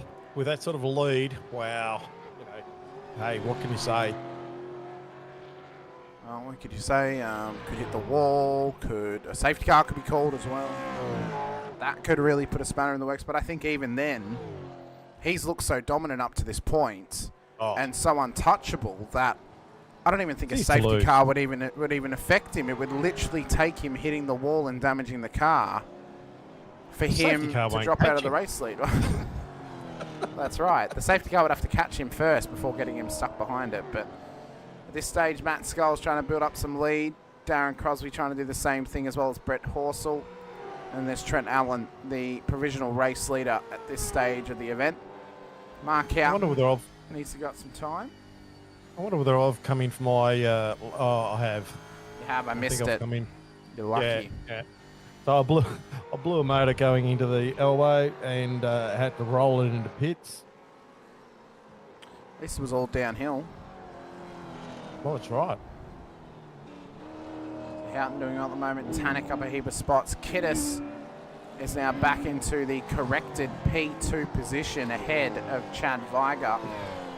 And there's Mick Clifton, Damon Fisher as well. But where will Matt Scholes end up in all of this? 46.8 seconds ahead. He is still out there and going a lap longer now. So he is trying to push this car to the moon and back. And with those guys battling back there, Brett, this is only going to help his case for trying to get that car into the top 5 after the pit stops. Crosby and Horsell in. Yep. So that'll promote Allen back up to P2. Only one car ahead of him yet to pit, and that is Matt Scholes. Bruce Tannick's in as well. So Tannick into pit lane. Mark Houghton will continue on for another lap. Ron Allen is in. Just gets out of that battle. But the more that Viger and Clifton battle away, the better this is going to work out for Scholes, because it's going to slow them up and it's going to drag them back into his clutches after the pit stop. So watch this space, because both of those guys had taken a long stop in that last run through pit lane, where Scholes on his first stop took the long run. So he's going to give up about 8 seconds of beneficial time. It's going to be really tight on pit exit between them.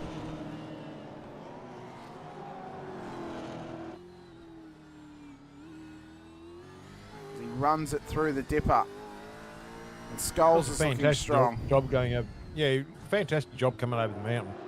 Great to watch. Are we back at our Sunday broadcast moment again, Brett, where you're eating during the broadcast?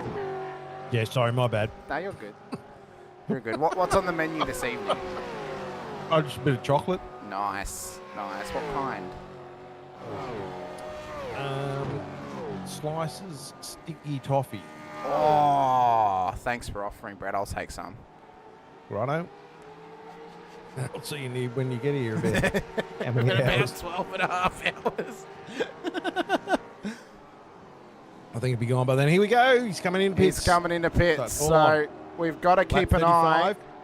We've got to keep an eye on Chad Viger and Mick Clifton as to where they end up in comparison to Matt Scholes. So Mark Houghton still needs to pit. So it'll be Alan Kiddis, Viger, Clifton, and then I think Scholes will exit pit lane just in behind them.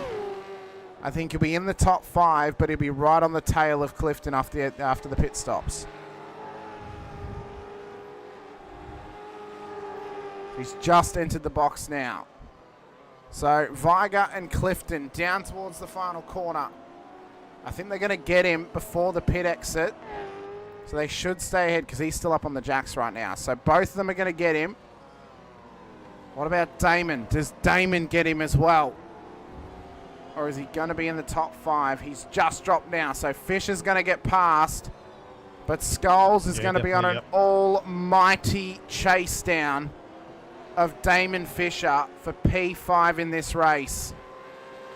This is going to get hot in the next 15 laps. If it's like anything we've just seen him in that last stint, it's going to be fast and furious. He's going to be feeling like Brian O'Connor. Tell you what, Trent Allen has just done the fastest lap of the race at a 2:06.848. He is flying. Does he want to calm down? I don't think he does. I really don't think he does. I don't think he wants to calm down. I think he wants to remain up here. Qualifying time. That is a serious qualifying time in a race stint. That is unbelievable.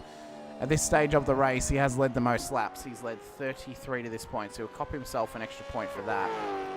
To give you the recap thus far of what we've had. So Trent Allen's the current race leader. We've only had one lead change.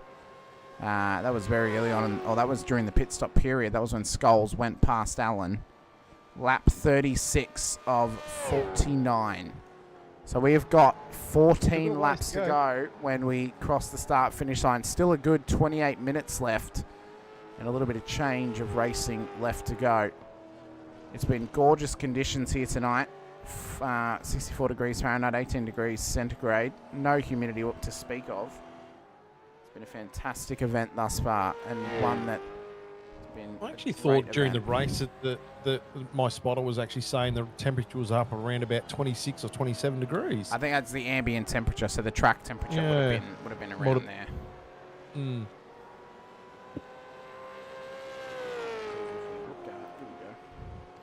So there's the other temp. So yeah, 29 degrees track 29, temp. Yeah. Yep. 18 degrees ambient. Yeah. Beautiful day. A gorgeous day. Absolutely gorgeous day. Take those days all year round, actually. Of course. It'd be fantastic. My perfect day for weather, I would say, Brett, is, between 25 and 30 degrees, slight breeze, but you can feel the sun. That's a good day. They're, clear skies, really fresh. Those are some of the best summer days you can get. Normally late November, you start to get those days. I'm a ginger nut, so, my perfect days are 27, slightly overcast, no wind, plenty of shade. As soon as it gets over 30 degrees, Brett, I am upset. Well, Skulls has just gone past Damon. Yep, so he's got that job done. First victim. Skulls has finally gotten that job done. We'll try and remember to show that at the end of the race. So he's now up into the top 5, up 3 positions at the moment. And with roughly 13 and a half laps to go. Who are our current front runners at the moment for drivers of the day, Brett? Do we want to loophole our wild card by nominating Trent Allen, and if he doesn't get the votes, we keep the wild card? Yes, I think we can do that because, that's a sensational effort. He's 17, 18 seconds that he's got on the pack there so far, and he's qualified in P1 and just driven an absolutely perfect race so far. So, I'm happy to pop him up and use our wild card if he gets a vote. If he gets put through, as Pete Baxter, has just had an incident further back in the field. That's up at turn 2. That car is looking a little bit cooked at the moment. Yeah, reality is a bit hitting hard at the moment for him. Oh my God, Brett, that was like I've been shoved through a wormhole and my reality's been completely changed. It was that ostentatious. Oh, look at this, Brett. Position made for you. Hey, only 2 lost now. Go, Brett. Yeah. There's still time for me yet. So I think that we're not going to use the wild card to give it to Trent. We'll save that. And if he doesn't win driver of the day, we'll keep our wild card because he hasn't technically won. Because we only have 2 across the season to pull the trigger on. I think we have to put Matty forward. this race from Oh, Matt has definitely, yeah, been Matty. sensational. Yeah, it's been sensational. Absolutely Like the pressure he's sensational. applied, he's been absolutely fantastic. It has been phenomenal. I think we can make an argument for Jim. In his first race back, he's only 3 spots down Yep. and he's in the top 10. Yeah, I think he's done well.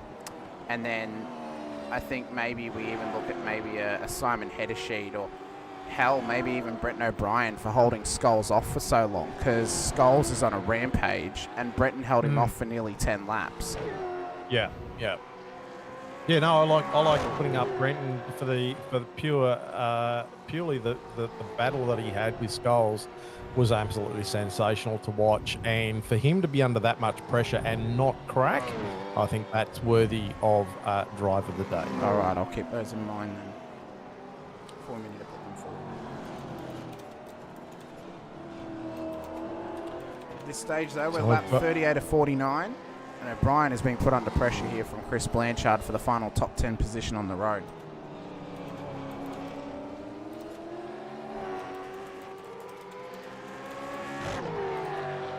What a race it has been though, Brett. I mean, Bathurst has turned it on for us once again. It hasn't been the chaos-filled race that we've had in previous seasons, but what it has been is absolutely sensational in terms of the battles that we have seen on screen. They've been absolutely fantastic. Like, Bathurst can be, one of the hardest tracks to drive. And look, no safety cars so far. We've had a few incidents here and there, but it hasn't been, there hasn't been a massive melee. It's been a great race. People have made mistakes, like really poor pit strats. But we move on and we all live to actually. Surely, I did have a positive. What was the positive? I got no incident point. Well, there you go, Brett. There's an extra couple of points for you. Go me on that one. Yeah. Well, surely the pit crew were like, "What are you doing? Get back out there." Or did they say, "Well, you're here now. We might as well put the fuel in." Yeah, exactly. So you're the boss. You pay our simulated wages. Been a cracking race. I'm excited for next week at Watkins Glen. We're starting the season off strong, Brett. 3 tracks that I know very well. So I feel right in my element at the start of the season. And then we go to Algarve, one of my favourite circuits in the world. It's turning out absolute gangbusters. I am excited for the rest of this season. Watkins Glen next week. That's going to be spectacular. Portimao, Belle Isle, Sandown, Thruxton. And just how interesting is that with Trent leading this race as he is, he's going to be our second winner. Yep. Possibly. Let's not get too winner. carried away about that. But, technically, we've had 3 different winners. Because Breton finished the race in P1 in round 1. Grumley won it in the post-race. And if Trent, Alex, Chad, Mick, Scholes, Fisher, Mulford, Friend, Caperonis, who are all ahead of Breton, win this race, technically it would be our 3rd different winner to this stage, 2nd official winner to this stage of the season. And the other point that you alluded to earlier is that Kiddis, not winning a race yet, could be leading the championship at the end of this if he stays where he's at. Now, if you obviously how's that for a mix-up? If you obviously take drop rounds into consideration with only 2 races in the pool, technically it will be Trent Allen leading the championship post this race. And that's based with bonus points on offer that he's gotten in this one. Yep. But drop rounds aren't included until drop rounds aren't counted until I think it's round 4 or 5. That's when the first drop round is included. So the pool is not quite big enough to count out anyone just yet, or to count where someone is, because there's still plenty of racing to come across the next few weeks. The X Factor race of the season is there's gonna be 2 of them. It's gonna be Sandown, and then it's going to be Thruxton in the sprint round as well. Just on Bretton O'Brien for a second. Sorry, he is battling away. Just made a pass on Blanchard. Yep, so they are battling away. Blanchard had him, it seemed there, Brett, but O'Brien's gotten back past, and I'd have to say, Peter Baxter, the lap traffic may have had a part to play in that. Not necessarily deliberately getting in the way of anyone, but I think just trying to filter the traffic may have had a part in changing up the positions there.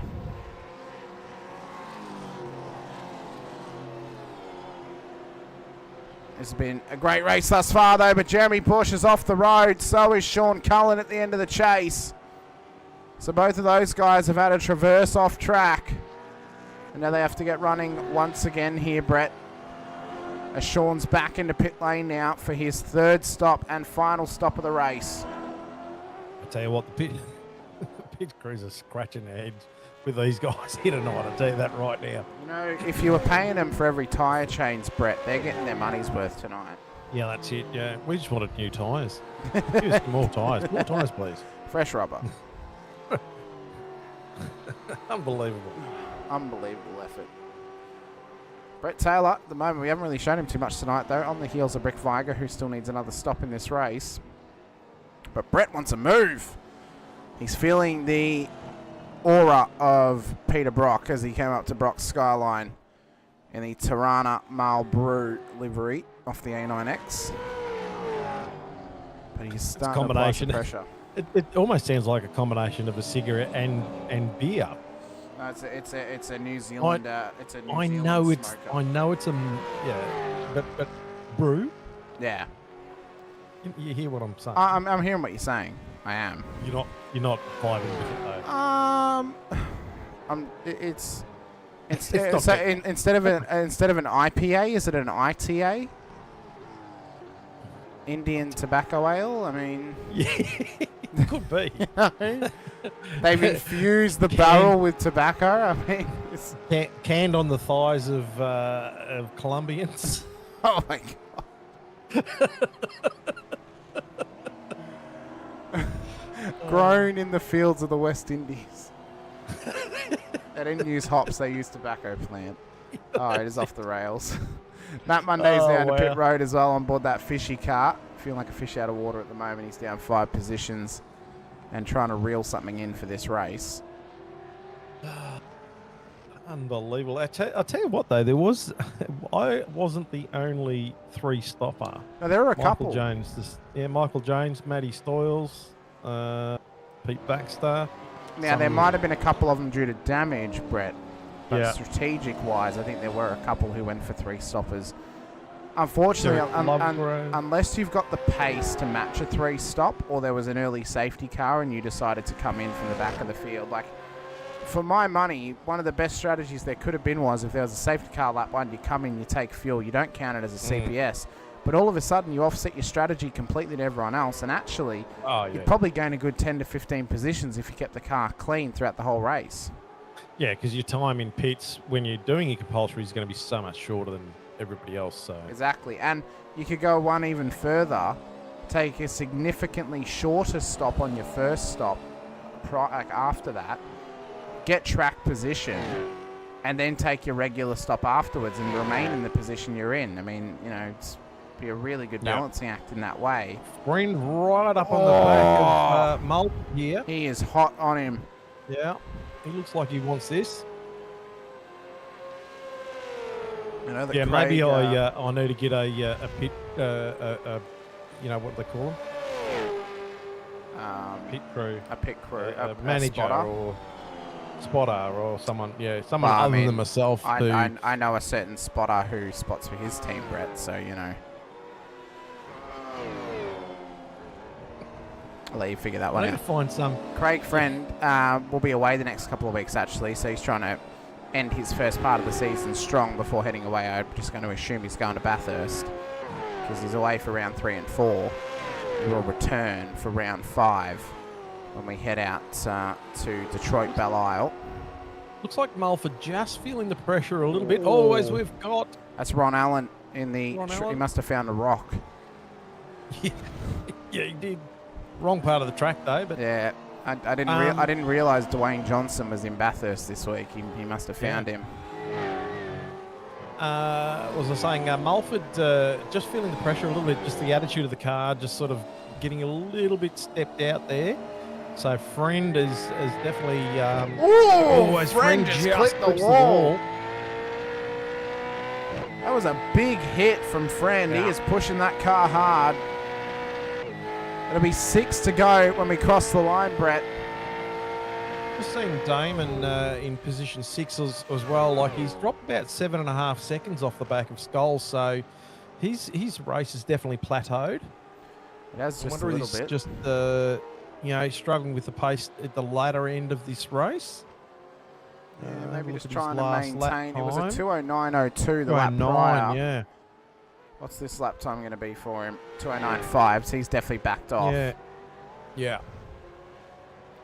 It's now a 7-second gap up to Skulls, 2.6 seconds away from Mick Should we just see a little Clifton. bit of damage on Damon's car on the left hand? Oh no, it might be just the paint. It might just be the paint. No, he looks clean, yeah. It's a bit hard when it's a gloss black paint. You can't quite tell. When it's matte, Yeah. you can at least kind of see the difference. Gloss black, you can't quite see though, but it looks good. Looks good. Stop effort from Team It does look AJR good. in these cars. Stop effort from everyone actually in the field. Brett, Yeah, it's whose was your favourite retro outside of your own team?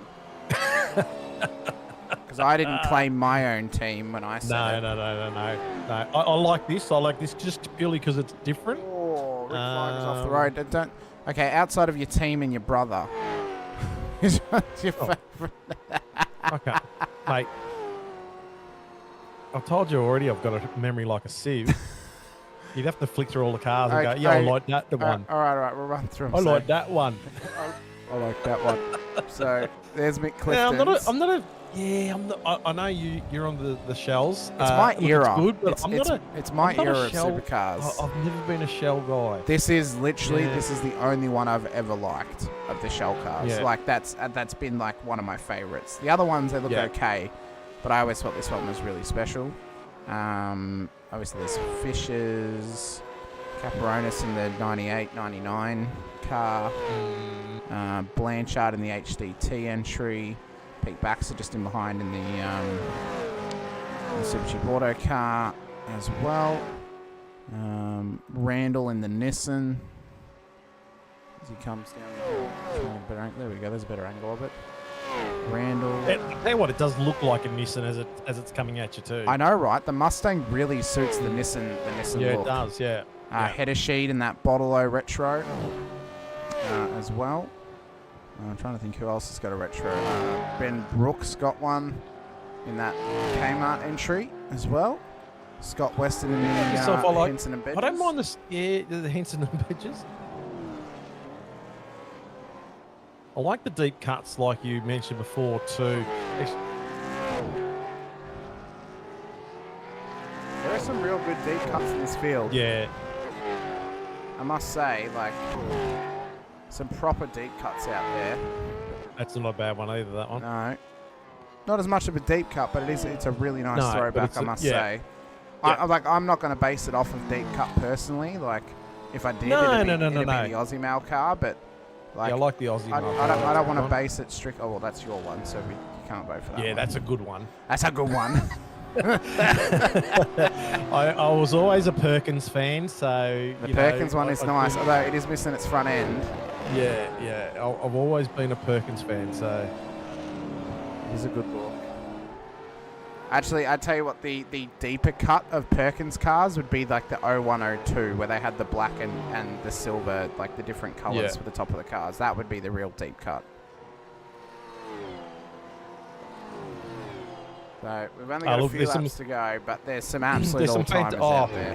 and I love seeing them all out of track, you know, and it's a great job. It's a lot of, I know for a fact, it's a lot of time and effort that goes into doing these paints, whether it be for the regular season or for a special event. And yeah, it's a great effort. It's really, really good to see, and it's great to see that, you know, we get behind some of the special events here. We love doing a bit of retro round. I like to theme mine normally. Whenever we definitely, do yeah. them.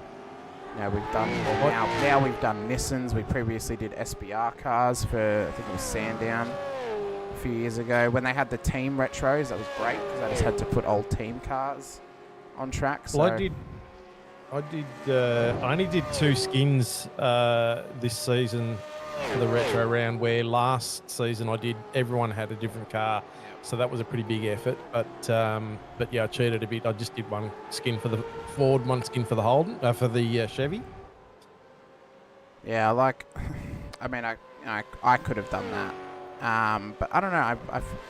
it's nice seeing them all lined up together, especially when you do theme them and you do different ones, because then it's like you could either do progression, you could do one team, one car type, anything you almost wish. So that's If you why want I to like to do it. if you want to get to the steward's office after the race, do a God, I had it in my head there for a second. Oh, you remember when the Sierras, Oh yeah, the Shell black Sierra. ones, Yeah. Oh, the Haviline cars. Yeah. Haviline, yeah. Yeah. Was it When Haviline? when DJR Yeah, they complained had- that the other Sierras were faster than their Sierras. Yeah, because they did something with their fuel. So they did something with their fuel, or they changed the boost on the turbo, and it made Oh, them yeah, faster. yeah. That would have been a deep cut, actually, the Haviline Sierras. Yeah, it would have been good. Because you think of the Sierra, you could've think done- of you either could've- you either think of the Yeah. Peter Jackson car or the Yeah, Shell car. yeah. Oh, Damon's fuel saving at the moment. That's why he's dropped off, actually. So he was fuel saving, even though he came in on that makes critical. sense. So, but Jim at the moment has said in the chat he's given a big push here with only a few laps to go. He's trying to chase down Craig Friend and Tim Mulford, who continue to battle away. This is our closest battle on track at the moment, with only a few laps left to run here at Bathurst this evening. It is lap 46 when they cross the line. Leader's already begun the next lap. He is 38.7 seconds ahead of this battle. And this battle is for P7 on the road. So the fact that he is nearly 40 seconds ahead of P7 is ridiculous. Absolutely ridiculous. Friend still trying to chase down Mulford here. Yeah, that's a massive. That's totally outclassed. But I mean, and have a look at Kiddis. You know, fresh to the series, and putting on a masterclass himself. You know, like what's going to hold this bloke back? Well, it might be maybe 1 week of poor qualifying, a bad string of races. We know that momentum is a big thing in this series and in this championship. We know that the main momentum swing of the last 3 seasons has been round 3. Next week is round 3. It's the momentum swing race. The last 3 champions, all the champions of Gen 3 have won round 3 in their respective championship seasons. Logan Barnett, Matt Muggleton, and Halil Cesar all won round 3. 2 of them, Muggleton and Cesar, won their first race of the season in round 3. And all 3 of them were multiple-time race winners in their championship winning seasons as well. So when it comes to Gen 3 supercars, momentum's a massive thing. Race wins are a big thing as well. We mentioned you need at least 2 to win the title, and getting the momentum swing at the right time, which again is roughly that, you know, round 3 portion. And if you can build from there and get multiple race wins or multiple podiums in a row, it really sets up your season well for a strong run to the finish line in the final round. And who's going to keep the momentum going? I mean, like we were just talking about Scholes before, like he's had a couple of great races to start his season. Yes. Up in 5th place at the moment. He has been a purely dominant driver, it must be said. And you know what's another kind of weird statistic for you, Brett? And the only reason that he didn't win round 2 last season was I believe he wasn't there for that race. Every season of Split 2 that Trent Allen has participated, and he's participated in round 2, he has won. Season 22, he won round 2. Season 23, he won round 2. And right now, with only a few laps to go in season 25, round 2, he looks to win round 2. So last season was the only non-winning round 2 for him. That was Brad Doble. But I don't believe he actually took part in round 2 that season. I will double check to make sure. If he didn't take part, then obviously that, you know, begs the question of, well, there's the stats for you for him. It's he wins in round 2 when he's participating. So, you know, he's a top level driver. Right now he is leading from the front. He did participate. He was P4. So 3 out of 4 times he's participated in round 2. He has won the race. Yeah, wow. And I think it was the Texaco Ford Sierras. Yeah, Texaco. But internationally, Texaco. in Germany, I think they were, well, technically Haviland and Texaco are the same brand. So, Yeah, right. But yeah, it was the Texaco cars. I haven't found out why they were. I'm not 100% sure why. So, yeah, if you're ever going to put your money on someone to win round 2 in split 2, you put it on Trent Allen. Because he is the most successful driver in round 2 in Gen 3 era of vets. And we've only got 13 drivers on the lead lap too. So this race has taken its There's 26. He's just lapped P27 of Derek Lovegrove.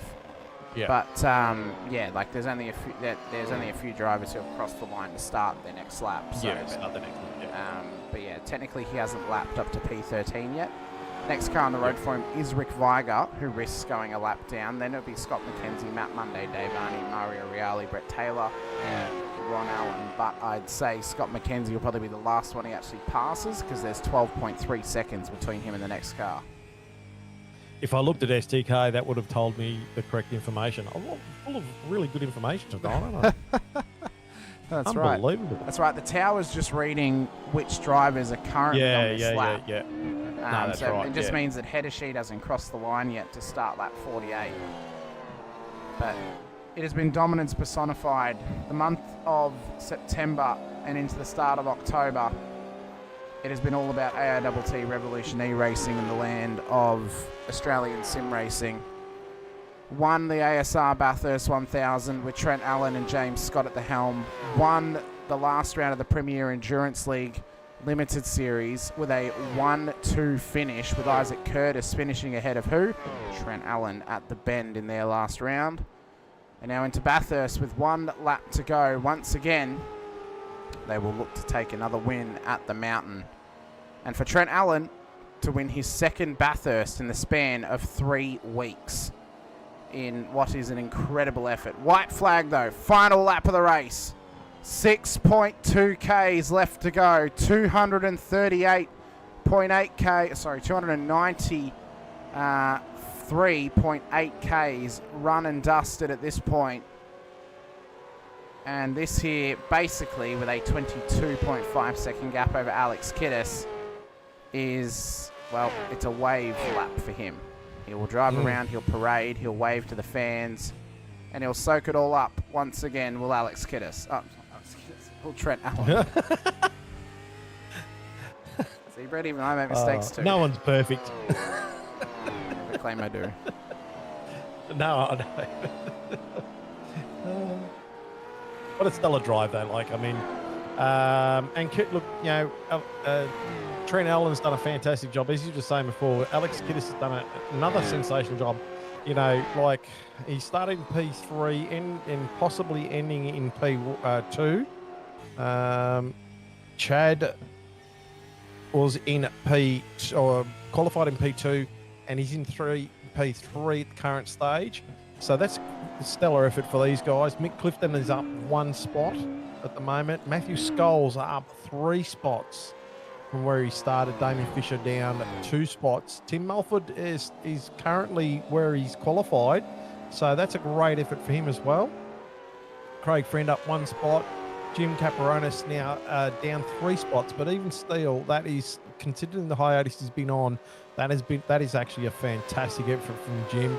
And kudos to Jim and Christopher Blanchard up 3 spots at the moment from where he started. So, you know, this race has had it all, and kudos to all these people that have ended up in the top 10 at this particular point in time. Well, this race has been dominance personified for Trent Allen and AITT Revolution E-Racing. 1 corner to run. Checkered flag flies. Trent Allen owns Bathurst with another race win. And his first of the season here in season 25 of the Vets. That knocks off his first win, knocks the chip off his shoulder and gets him rolling for the rest of the season. Alex Kiddis, though, will come round the final corner. He'll cross the line, and Kiddis will take the... No, he's running out of fuel! Chad Viger, in an all-time run to the line, has just got there in P2. Kiddis has come home P3. He will lead the championship. Mick Clifton in P4. Matt Scholes got ever so close. 0.49 of a second to the top 4. That'll be P5 for him and P2 in the championship now. Damon Fisher, Tim Mulford, Craig Friend, Jim Caparonis, and Chris Blanchard makes up the top 10, just getting home ahead of Brett O'Brien, Darren Crosby, Shane Randall, Simon Heddersheet, and Brett Horsell for the top 15. What a run to the line that was. The driver of the day noms are in the chat. Get your votes in. Trent Allen, Matt Scholes, Jim Caparonis, or Brett O'Brien. 1 vote per person. You can only vote for 1 driver. Get the votes in and we'll check them out after the post-race interviews. But what a run to the line that was. That was incredible. That poor kid is just running out of fuel on the last turn there. Couldn't hold off Chad. And Chad would be pumping the air about that one, I'll tell you that right now. So Trent, Chad, and Alex all finishing exactly where they qualified. So there you go. Well, let's look back through some of the highlights of this race. This was the last big one that we looked at very early on in the piece.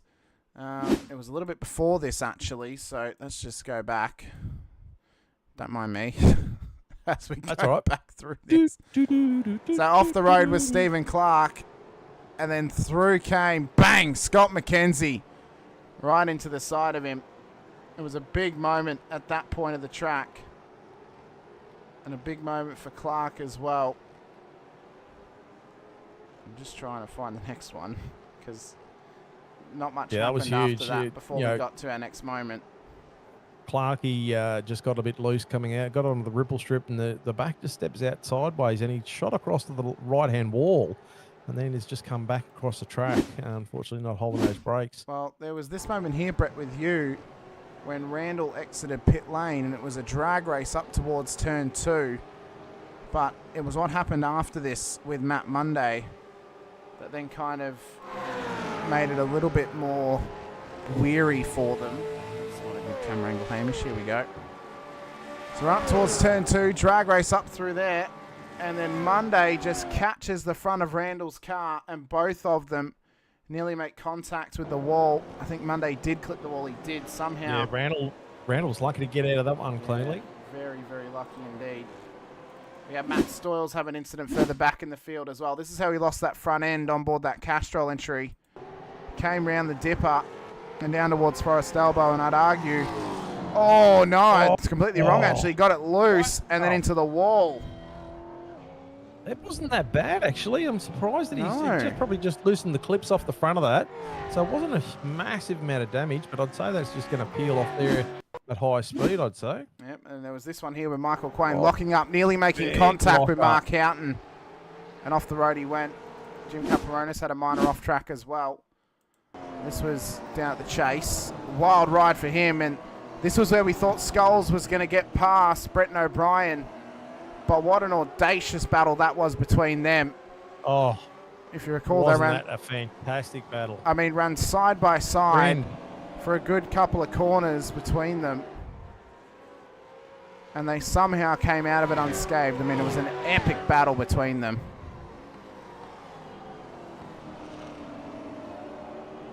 I was sort of a bit worried about them running side by side like they did, but they got it through cleanly. Some of those things that something just absolutely comes unstuck. And Shane Randall became unstuck down at the Chase. That's what allowed Darren Crosby through on him. We're traversing a bit wide down there. Ben Brook as well. Same corner, same place. Not the same time though. Just cooked the curb.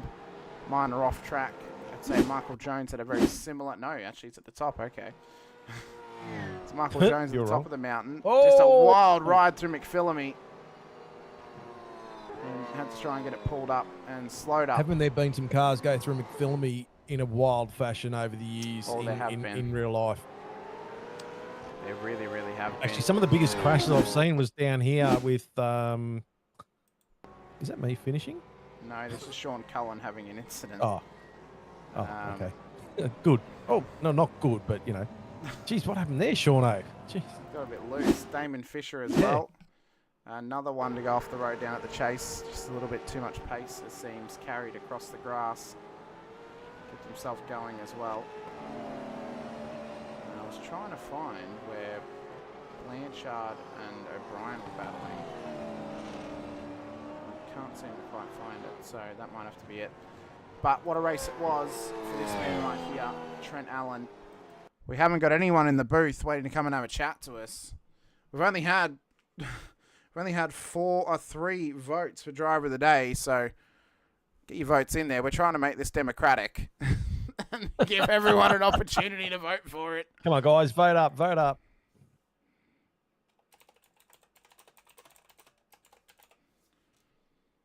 But next week when we head out to Watkins Glen, that's going to be a race to watch. That's going to be one you don't want to miss. If you're watching over in the Infinity Broadcasting channel, hit the like button, the subscribe, the bell icon too. If you're watching on the Vets channel, hit the like button, the subscribe as well. So then you are notified whenever we go racing here with the Split 2, Split 3 and Split 4 action. Split 4 will be going live tomorrow night, 8:30 p.m. Australian Eastern Daylight Savings Time. Right here on the Vets channel. You can catch John Van Ree and the crew in the booth for that one. We're not getting any more votes, so we're going to have to call it there. And that tonight's Driver of the Day, one of our wild cards is now gone, Brett, because tonight's Driver of the Day award is going to go the way of Trent Allen in what was an incredible race. Well deserved. Well deserved. A fantastic effort from Trent. Domination personified in what was a fantastic run home. So Trent Allen wins the Driver of the Day and wins the race as well. Sean put Jim in at the very end. Didn't really make much difference, unfortunately. Jim gets the sympathy vote, it seems. But yeah. Trent Allen, the first of our wild card Driver of the Day award winners this season. We've only got one left now to give up for 8 more rounds to go. We're going to have to be very selective of when we give it to a race winner outside, of course, of wet races. Wet races, the race winner is always eligible to be nominated, especially if it's an outstanding performance.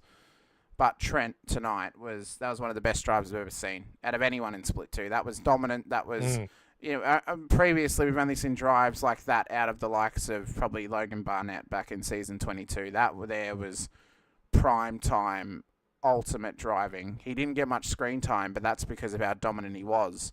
And is this a predecessor to things to come too? You know, like is he going to, is he just going to attack the rest of this season? If he wins, if he wins at Watkins Glen next week, Brett, lock him in for the championship.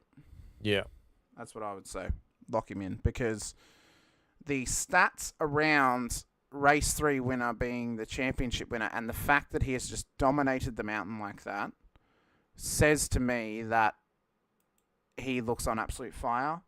He's on our watchful eye already, because we mentioned in the pre-season preview that if he got a full season under his belt, he would win this championship, no doubt about it. Right now, he is proving all of us why he can do that. But another driver is wanting to make the claim at that. That is Matt Scholes, who drove an outstanding race tonight.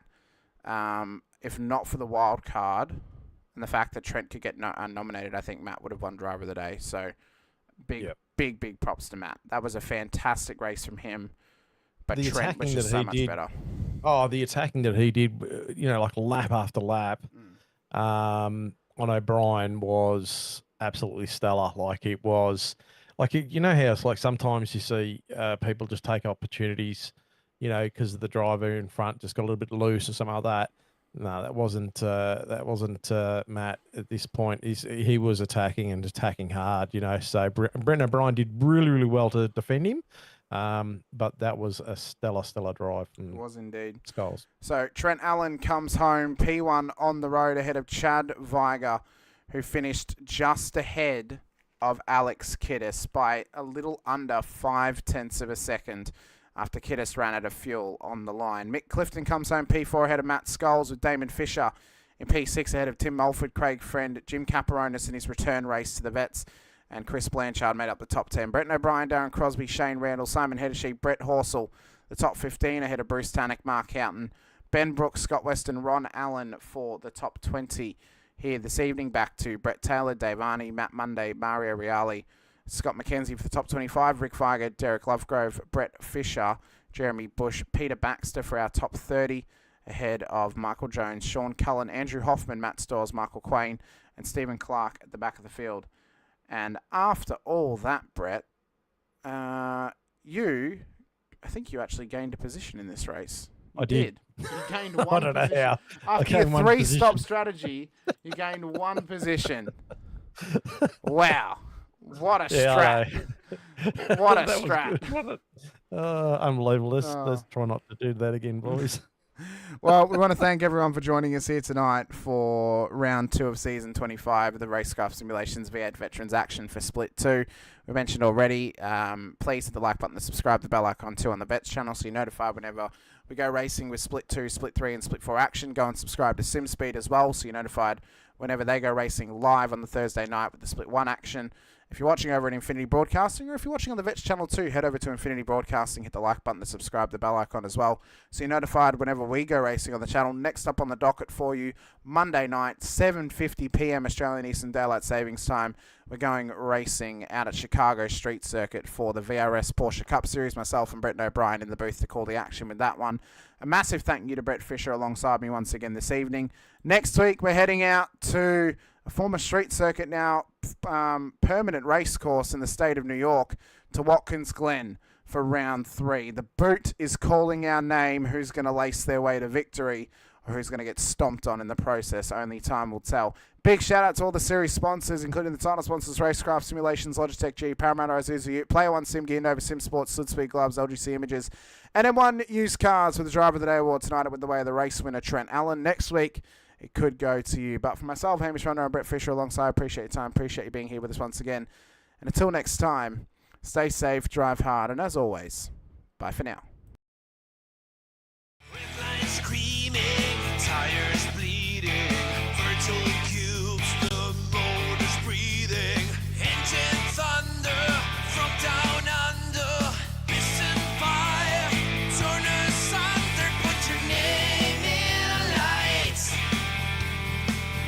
Oh, with the vets tonight, it's a 1,000 decibel super carbide, burn this track to the ground with V8 sound. Oh, it's so steel, but the racing's real. Pedal down, every pass you feel. Step right up and place your bets. This is us, the V8 Vets. Put your name in lights. Put your name in lights with the Vets tonight. It's a 1,000 decibel super carbide. Burn this track to the ground with V8 sound. Put your name in lights. Oh, with the Vets tonight. It's a 1,000 decibel super carbide. Burn this track to the ground with V8 sound. Burn this track to the ground. Come on now, put your name in lights.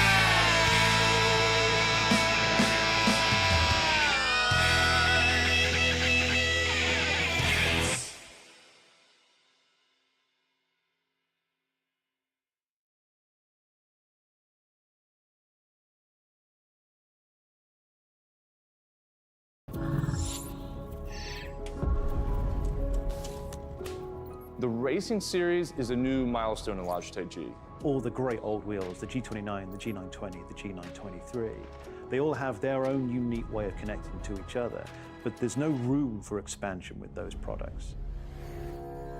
So the question arose was, what if we were to give the opportunity for the racer to switch out from a drifting wheel to a GT rim?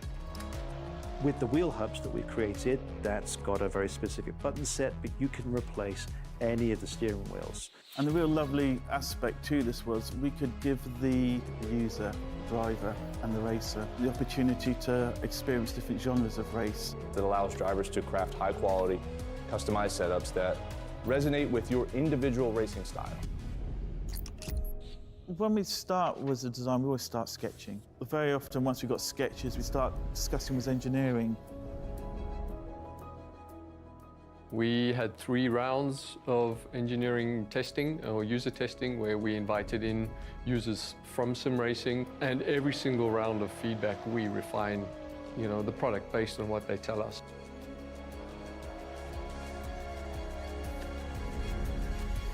In this sim racing lab, again, we're going to use data to really analyze what a driver needs. We've used everything from eye tracking to the inputs from the pedals, the inputs from the, let's just say, input devices, the wheel and the pedals, the shifter. We're taking that and we're compiling it so that we can build different products based on those individuals' needs for all consumers and all drivers. I don't know of anyone else in the industry that's actually doing this kind of research into their products to see how their products are affecting performance of their users. We've built the product to make sure that it's as reliable as possible. So the innovations in engineering that I'd say we're most proud of is the sequential handbrake and shifter toolless changeover. This is now a patented system, so it's really easy for the user to just switch between modes. If you give people the tools to do what they want, they will. They will just go off and have fun.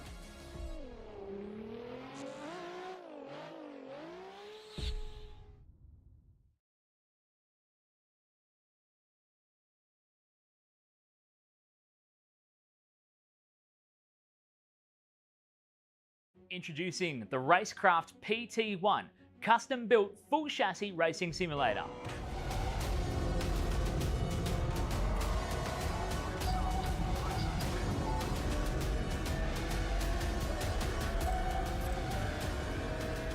The design project, codenamed The Cage, an 80/40 extrusion chassis sitting on top of a Sigma Integrale DK2 Plus 4-point full motion actuator system.